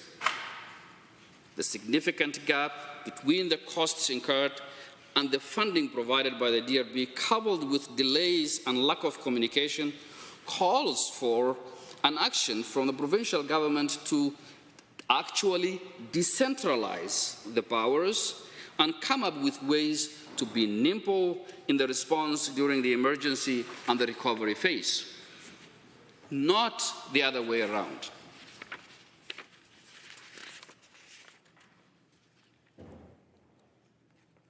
Let's talk about the Water Act amendment. Further, Bill 21 modifies the Water Act to grant the Cabinet and the relevant departments enhanced authority during the emergencies. Specifically, the amendment allows the government to suspend any water license during an emergency and prioritize water use based on emergent needs. This provision disrupts existing water rights and usage plans. Remember the cross-cutting theme. What is it? Control and centralization. The amendments give power to the government to enter private property for the purpose of managing a water emergency. This invasive authority is explained as to facilitate, quote, to facilitate an effective emergency responses, but could raise significant privacy and property rights issues down the line. Additionally, the bill enhances enforcement tools, including the ability to measure and monitor water use by different licensees, ensuring compliances and efficient resource management during emergencies. Overall, Mr. Speaker, Bill 21 encompasses a wide array of changes that centralize authority within the provincial government, significantly altering the dynamics of local governance and emergency management. Instead, this is what this government can do: ensure that the municipalities receive adequate financial support to cover the full extent of their emergency and recovery cost. This government can do that.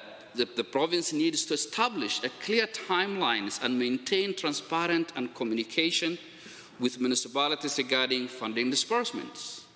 The province can do to provide municipalities with sufficient wildland firefighters equipment and capacity to better manage and mitigate wildfire risks. By addressing these issues, this government can significantly alleviate the financial and the operational burdens on municipalities, enabling them to respond, to mitigate, respond, and recover more effectively and prepare for future wildfire seasons. The resilience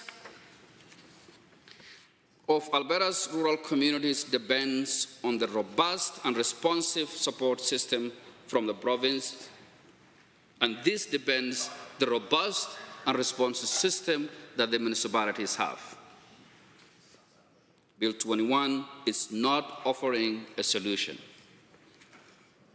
Therefore, I ask all members in this House to vote against Bill 21. Thank you, Mr. Speaker. Honourable members, second reading of Bill 21, Emergency Statutes Amendment Act 2024. Is there anyone wishing to join in the debate? The honourable member for Calgary Foothills. Thank you, Mr. Speaker, for the time today to speak to Bill 21, the Emergency Statutes Amendment Act, or shall I say the Control of Everything Everywhere All at Once Part 9 Act. I will not be supporting this bill. Bill 21 completes a trilogy, or maybe doesn't complete. With the nature of these bills, we don't know what is to come next. A trilogy of bills designed to consolidate control in Cabinet. But perhaps this isn't a trilogy after all. Rather, Bill 21 is the most recent book in a long series of seemingly never-ending horror stories. Stories written by the Premier and those who control the UCP, fabricated stories where the belief is the only solution to any perceived problem is to place more authority within Cabinet. Mr. Speaker, I hope you'll allow me a few minutes to reflect on the past several months in this House, and don't worry, I will bring this back to speak directly in the contents of Bill 21. I think it is important to take a moment to reflect on the bills put forward in this House, to build on the theme that was put forward by my colleague from Edmonton to Core, and see that these sets of bills illustrate the government's intent to consolidate power within the Premier's office and with members of Cabinet. There are two elements to this. The first is to, as much as possible, separate Alberta from the federal government and control all aspects of provincial authority, removing all perceived influence from that the federal government may have. The second element is to wrest control from municipalities beyond the basics of repairing potholes and snow removal. The second element also goes beyond municipalities, assuming decision-making authority for all consolidated entities. Asserting provincial jurisdiction over any federal influence began with the Sovereign Alberta Within a United Canada Act, providing the Government of Alberta the ability to ignore any federal program or legislation that this government feels goes against their interests. Not the interests of Alberta, but the interests of this government. This was followed up with the Alberta Pension Protection Act, giving the government the authority to move forward to remove Alberta from the Canada Pension Plan. Despite the fact the federal government does not make investment decisions for the CPP, this government has messaged exactly that. Make no mistake, this government has clearly used language indicating they feel these pension funds and investments and direction of those investments belong to them, not Albertans. And to remove any public perceptions of wrongdoing in the course of their work, we have the Justice Statutes Amendment Act, which changed the rules on gifts and prevents the Ethics Commissioner from releasing the results of an investigation during an election period. Then we have the Public Safety Statutes Amendment Act, opening the possibility of an Alberta Police Service with oversight from a new public agency whose members would be appointed and report to the Minister and Cabinet.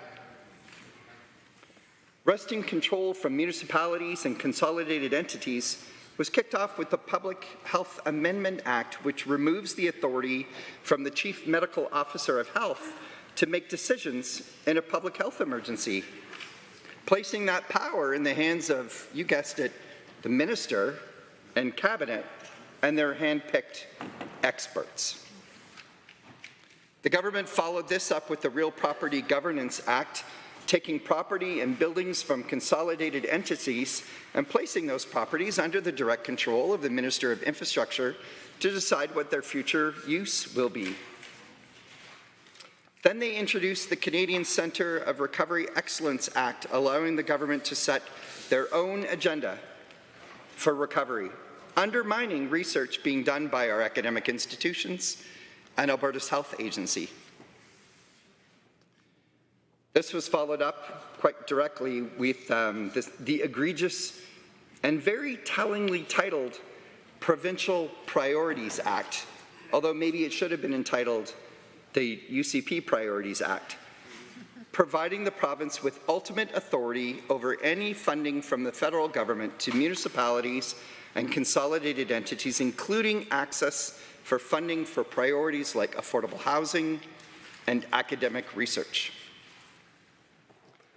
The government of Alberta then stepped in to seize ultimate authority over elections and election results from the citizens with the Municipal Affairs Statutes Amendment Act, an act which allows the government to override local decisions, remove elected members of council without justification, or nullify or amend any bylaw that they see fit. So we can see there is a very clear theme as laid out by the member from Edmonton Decore in all of these, and it's not just a trilogy. There are a number of acts that systematically are placing control with Cabinet. And with this newly introduced Emergency Statutes Amendment Act, they have now extended their power to control municipal resources during an emergency and given themselves 6 more months in government without asking any Albertan or consulting anyone, just overriding the rules that are already there and giving themselves another 6 months.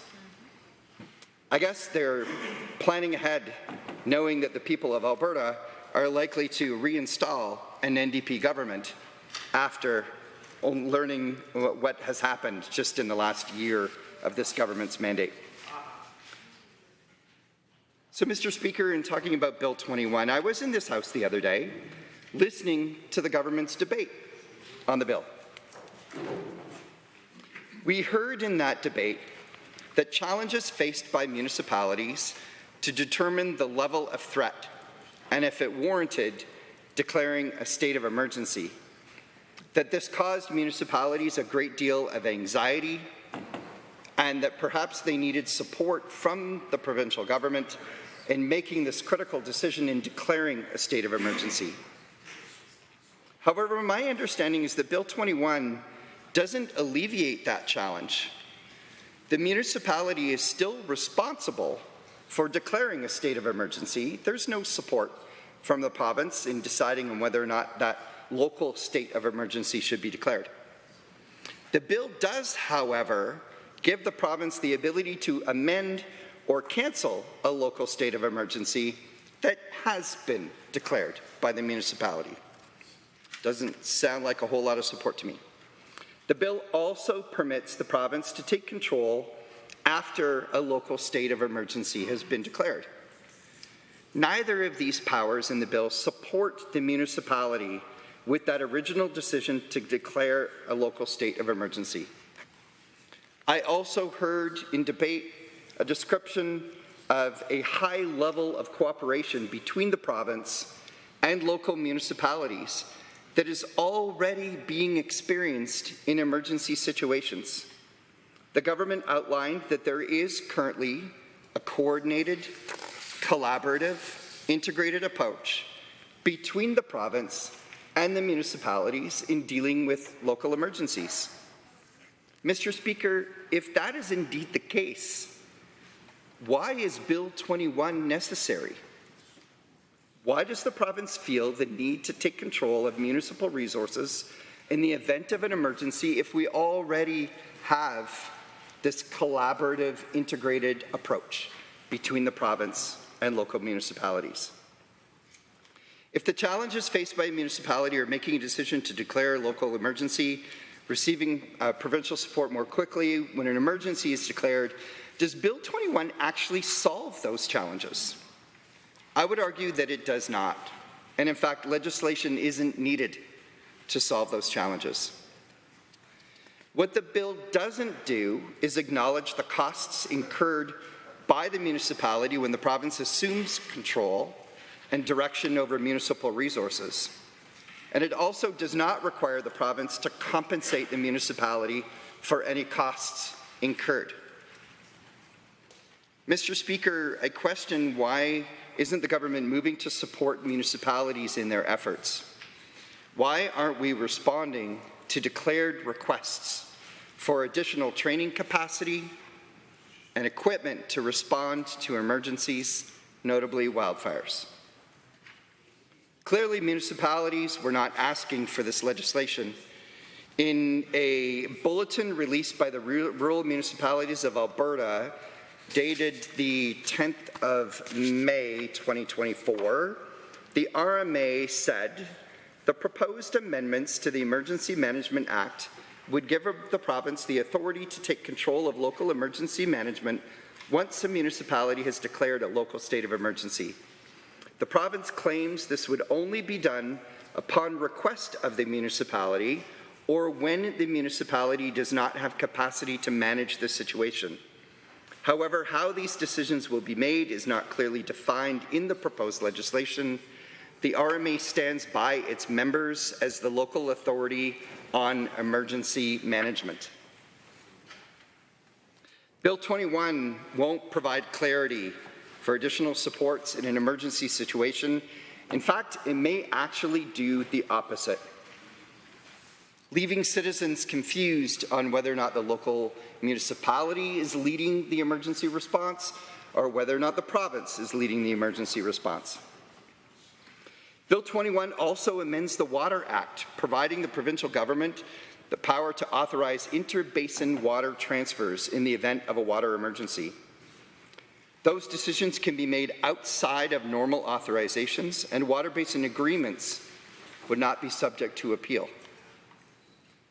Mr. Speaker, water basin decisions and inter-basin transfers are decisions that should not be taken lightly or done in haste. We are talking about a delicate balance of natural systems with a high chance of negative, unintended consequences. And Mr. Speaker, I'd like to remind the House too that in recent weeks we have heard the Minister of Environment and Protected Areas proudly declare the voluntary stakeholder agreements that are now in place for the water basins in southern Alberta in dealing with drought.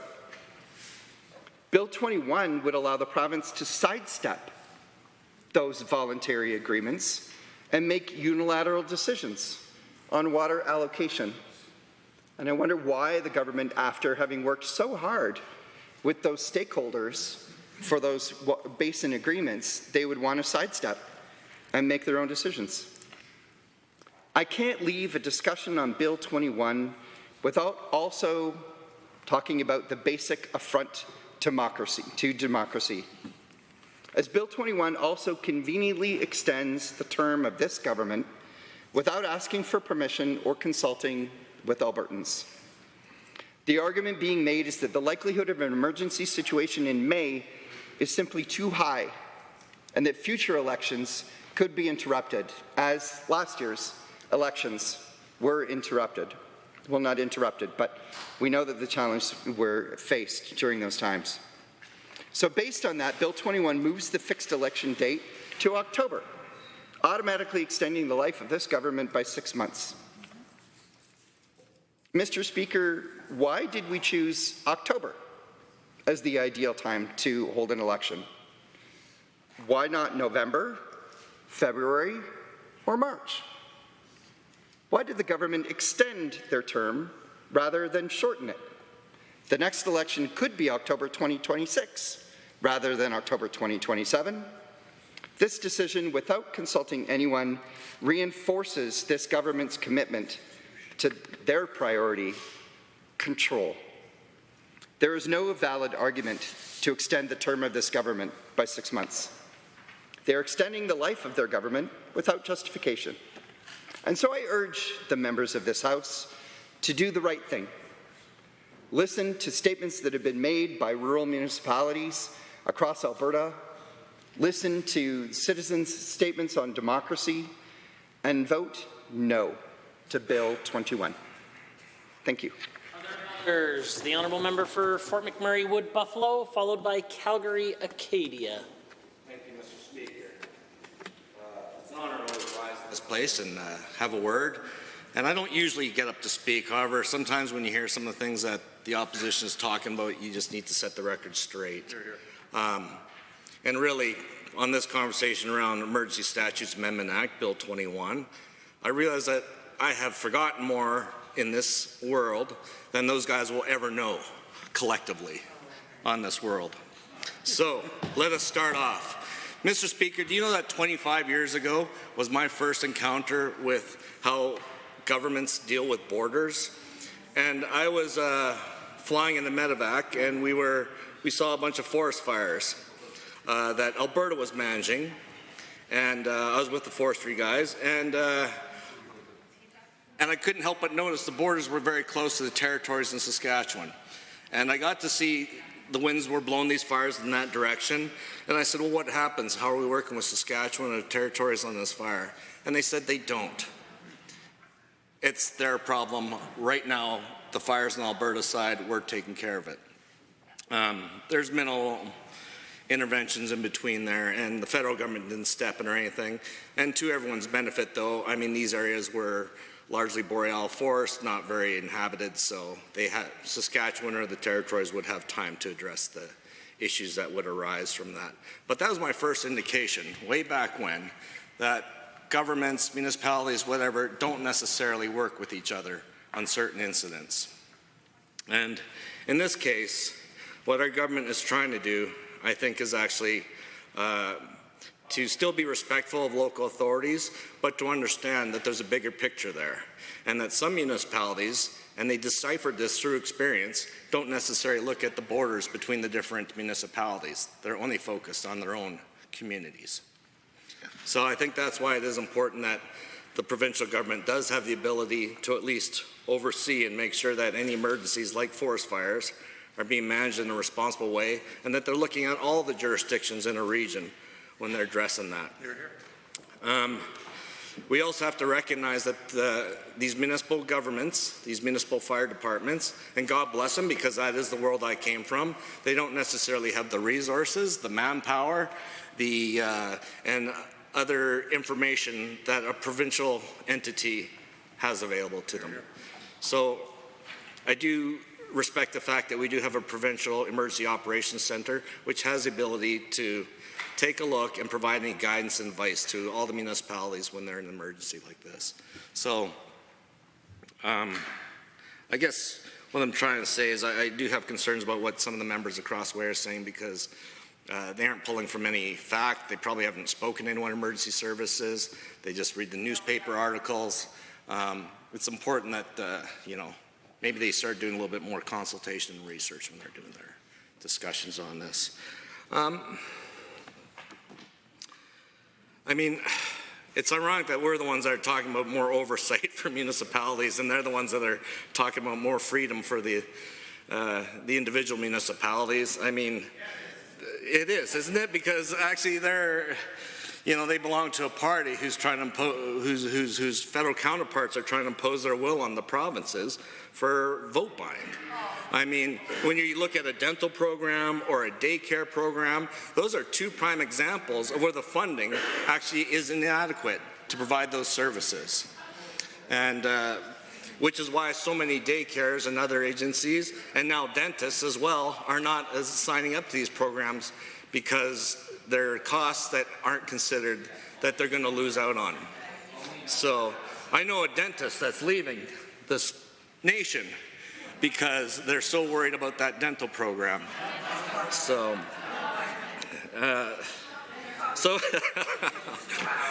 there's no respect coming from across the way. They're always heckling me here, Mr. Speaker. I'm very intimidated by this. The privilege from across the way is horrendous. Horrendous. Again, a provincial authority would do best to work with the municipalities, and I believe that's what we're trying to achieve here, is to ensure that municipalities do have that support and are aware of that. And I fully support that as someone who does come from that field entirely. Even the criticisms around the election dates, I would argue that there's some members across the way that felt the last election could have been theirs if it weren't for some fires going on. So, which I totally disbelieve. But I mean, I guess the point is that we do want to have an election during a time when there's not as likely to be some emergencies out there. And we've noticed that the fires do seem to be happening in the spring quite often here, which they've traditionally always done. And, we just want to really have that focus on those fires and not on things like elections and stuff like that. We don't need any political grandstanding during that time, and I think everyone can agree with that. So, Bill 21, quite honestly, I think is as noble as it comes to good legislation by a government that's being responsible and ensuring that emergencies are managed in a very appropriate way. And secondly, that the date and time of those elections that will happen every 4 years are in a position so that Albertans are not distracted and focused on the elections, so they can truly see what the opposition's bad policies are that they're trying to push, and that they can see the United Conservative government doing a good job of what it's trying to provide. But yeah, I just need to clarify some of those comments because, again, I do have concerns that, a lot of it doesn't come from fact. A lot of it comes from opinion, and a very distant opinion that I can't put together. So with that, I just want to just put in those comments there, Mr. Speaker. Thank you so much for the honor to speak in this House. For Calgary Acadia, should you choose to do so? Well, that was something. Okay. I rise in opposition to Bill 21, the Emergency Statutes Amendment Act 2024, aka the Control Everything Everywhere All at Once and Possibly Forever. My colleagues have provided some really great debate thus far, and I hope, of course, to contribute, providing some more very good reasons why this bill is unnecessary and just another power grab by this UCP government. So Bill 21, among other things, provides the provincial government more control and oversight of municipal leaders and their decisions. Now, the obvious assumption would be that the government of Alberta doesn't currently have that power, right? Because otherwise, why would we be wasting time, capacity, taxpayer dollars debating a bill that is redundant with the government's current abilities? But here we are, debating a bill that's exactly that, a waste of time, capacity, and taxpayer money. I've heard the Premier explain how recent wildfires up north somehow supports this bill. Well, no, Madam Premier, it does not. What it demonstrates is that all levels of government already work together and that there is no need for the province to play a larger role or have more control. This is such a bizarre setup for me. Let's just say I'm a municipality in Alberta. There's a natural disaster, so flood, fire, drought, whatever. Assuming that Bill 21 were in place, how does that change my initial actions and interventions to the disaster? Well, it doesn't, and it shouldn't, because this UCP government certainly would not be asking Albertans to put their lives on the line while they waited for a response, right? So as a municipality, I would take all the necessary steps to secure lives with boots on the ground, coordinated neighboring areas that might also be affected, and connect with eventually a central command, where the larger coordinated effort would be launched. So Bill 21 is not about making the local response more effective. So what is it about? Well, the government certainly could not possibly be asking for a delay in response to disasters. So what is this UCP government trying to do with this bill? Now, don't get me wrong, I'm all about collaboration. The provincial government certainly plays an important role. Given that disasters don't respect the provincial or international boundaries, coordination needs to continue at the provincial level. But why off the hop? Why is this UCP government so needy? The Premier was interviewed the other day and seemed to imply that the equipment, the air tanks, the night vision equipped helicopters, the water bombers, etc., would only be available if the government made the call. All the calls. Now, I certainly hope I've misunderstood, and that the UCP government would certainly never misappropriate publicly funded resources, lock them down, and use them for their own agenda. That would be, among other things, a complete disrespect and misuse of the office in which they were elected. As it currently stands, and to the best of my knowledge, local authorities activate the feet on the ground, collaborate across authorities, and if needed, loop the province in for more resources and support. So as this just happened up north with the wildfires, it remains clear that there is no need for the province to have more authority over emergency response. If it's not broken, why are you trying to break it? Why is this UCP government trying to further narrow decision-making authorities to themselves? This is the exact opposite of what the municipalities are asking for. This Bill 21 claims that the UCP needs the ability to reach into municipal affairs, meddle as they see fit, and that the elected municipal officials should just fall in line. Yeah, okay. The UCP government says, trust us. We'll only do it under exceptional and unprecedented events. Okay, but given the effects of climate change, we'll continue bringing exceptional weather, drought, floods, fire. Should we trust that this government of Alberta will demonstrate restraint and not use this bill except in the case of actual, exceptional, and unprecedented events? When does the exceptional become standard and the unprecedented become everyday? This government has already shown its inability to stay out of local politics. Recall the mask bylaw here in Edmonton, where the UCP government decided that it should be a minister's decision whether there's a mask bylaw or not. The minister, not the chief medical of health, nope, the minister. Another part of this power grab, this bill asks Albertans to trust this UCP government to manage the province's water.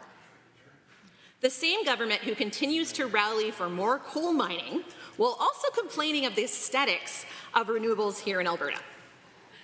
With this recent history of irresponsible decisions, this UCP government wants control of Alberta's water now, one of our most precious natural resources with impacts reaching far outside Alberta.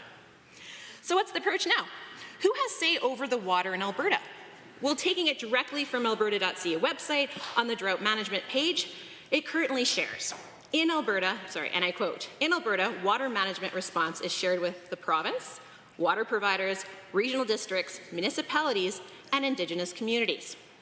Although the situation is critical with proactive water management and working together, we can make the best use of the province's water supply and increase our chances of being able to meet the needs of all water users, end quote. Well, we know how the municipalities feel about this bill, and I suspect that the others on the list might feel the same. So the province decides there's an unexpected and unprecedented event occurring in the province. Then what, all bets are off, and then only the government of Alberta controls all the water in the province? Yikes. This government is then asking Albertans to trust that they will respond urgently, respond appropriately, collaborate immediately, and follow best practices to keep Albertans safe. The latter is the most concerning for me. This UCP government isn't exactly known for following the science or current research, including that climate change is a real thing. Goodness, the Premier herself wrote a whole article about how the positive nature of smoking. So how can Albertans count on this government to act in their best interests when all they've been doing this entire session is inflating their worth, lining their pockets, and condensing power and control into their own office, away from other elected officials, emergency response, and frontline heroes? 547, the Honourable the Chief Government Whip. Also reviewing motives 23 IJ and K, causing disorder, the government lining their pockets. The honourable member should know full well that making allegations of such a thing like this is absolutely unparliamentary, Mr. Speaker. Official Opposition Deputy House Leader. Well, thank you, Mr. Speaker. And here I thought we were going to let some things go this afternoon, but I guess we're going to call points of order. This is not a point of order, Mr. Speaker. Clearly, as the government whip just said, the government is lining their pockets, does not speak directly to a member in this chamber. Therefore, it is not a point of order, even though it may bother the member opposite. Are there others? I am prepared to rule, should there be additional remarks.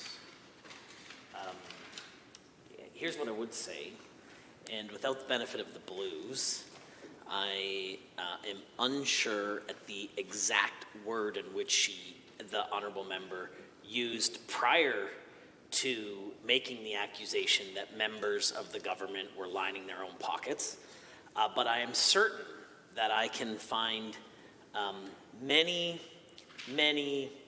references to such language, creating disorder, and in fact being a point of order. I think for the betterment of the Assembly this afternoon, the honourable member should apologize, withdraw, and proceed with her remarks. I apologize and withdraw. I consider this matter dealt with and concluded. The honourable member for Calgary-Acadia. Okay. Per my stakeholders, this government has shown itself to purposely remain ignorant or to simply not care that Albertans expect their safety to be prioritized over industry and over profit. But alas, here we are. Bill 21 plays politics with the next election date. This UCP government will claim that they want to move the scheduled election date to the fall as to avoid trying to have an election during our now yearly unprecedented spring-summer events. Okay, sounds great to me. Let's pull the election date back 6 months and hold it in fall 2026. Yeah, and no, I'm not the first to suggest this, nor am I the last. See, when there's such a concern about these exceptional and unprecedented events that are occurring seemingly every spring, this UCP government is using the safety of Albertans as an excuse to give themselves another 5 months in office without consent of Albertans. By extending their time in government without consultation of Albertans, what's to stop them from extending it over and over again? Sure, the federal government has laws dictating that provinces must have elections every 5 years, but remember, of course, how well this UCP government works with the federal government. This UCP government spends so much time and energy drafting bills to elevate themselves above Albertans. Now imagine if they spent even just a quarter of that time, that energy, addressing proactively the wildfires. Acknowledge that you are way out of your expertise and just stop suggesting solutions, such as clear-cutting Bragg Creek, which of course goes against what the locals want and also the desires of Albertans, as the only way to prevent wildfires. This is simply not the case. Wildfire management is a science, and as such, is introducing new technologies into the field, like the equipment other provinces have purchased to monitor wildfires, identify and manage them earlier. You'd think that given this technology would support all of Alberta and not just the logging companies and ATV users, that this would be where we'd see this UCP government investing. Alberta is a natural beauty, and shame on this UCP government for charging Albertans to access their own backyard through the K-Pass and then destroy the backyard for profit. Shame. Bill 21 does not serve Albertans. I encourage all members to vote against. Are there others? The official or the government deputy House Leader? Mr. Speaker, I move that we adjourn debate on Bill 21. Those in favour of adjournment, as per the motion moved by the government deputy House Leader, all those in favour, please say aye. Aye. Any opposed, please say no. No. In my opinion, the ayes have it. The motion is carried and so ordered.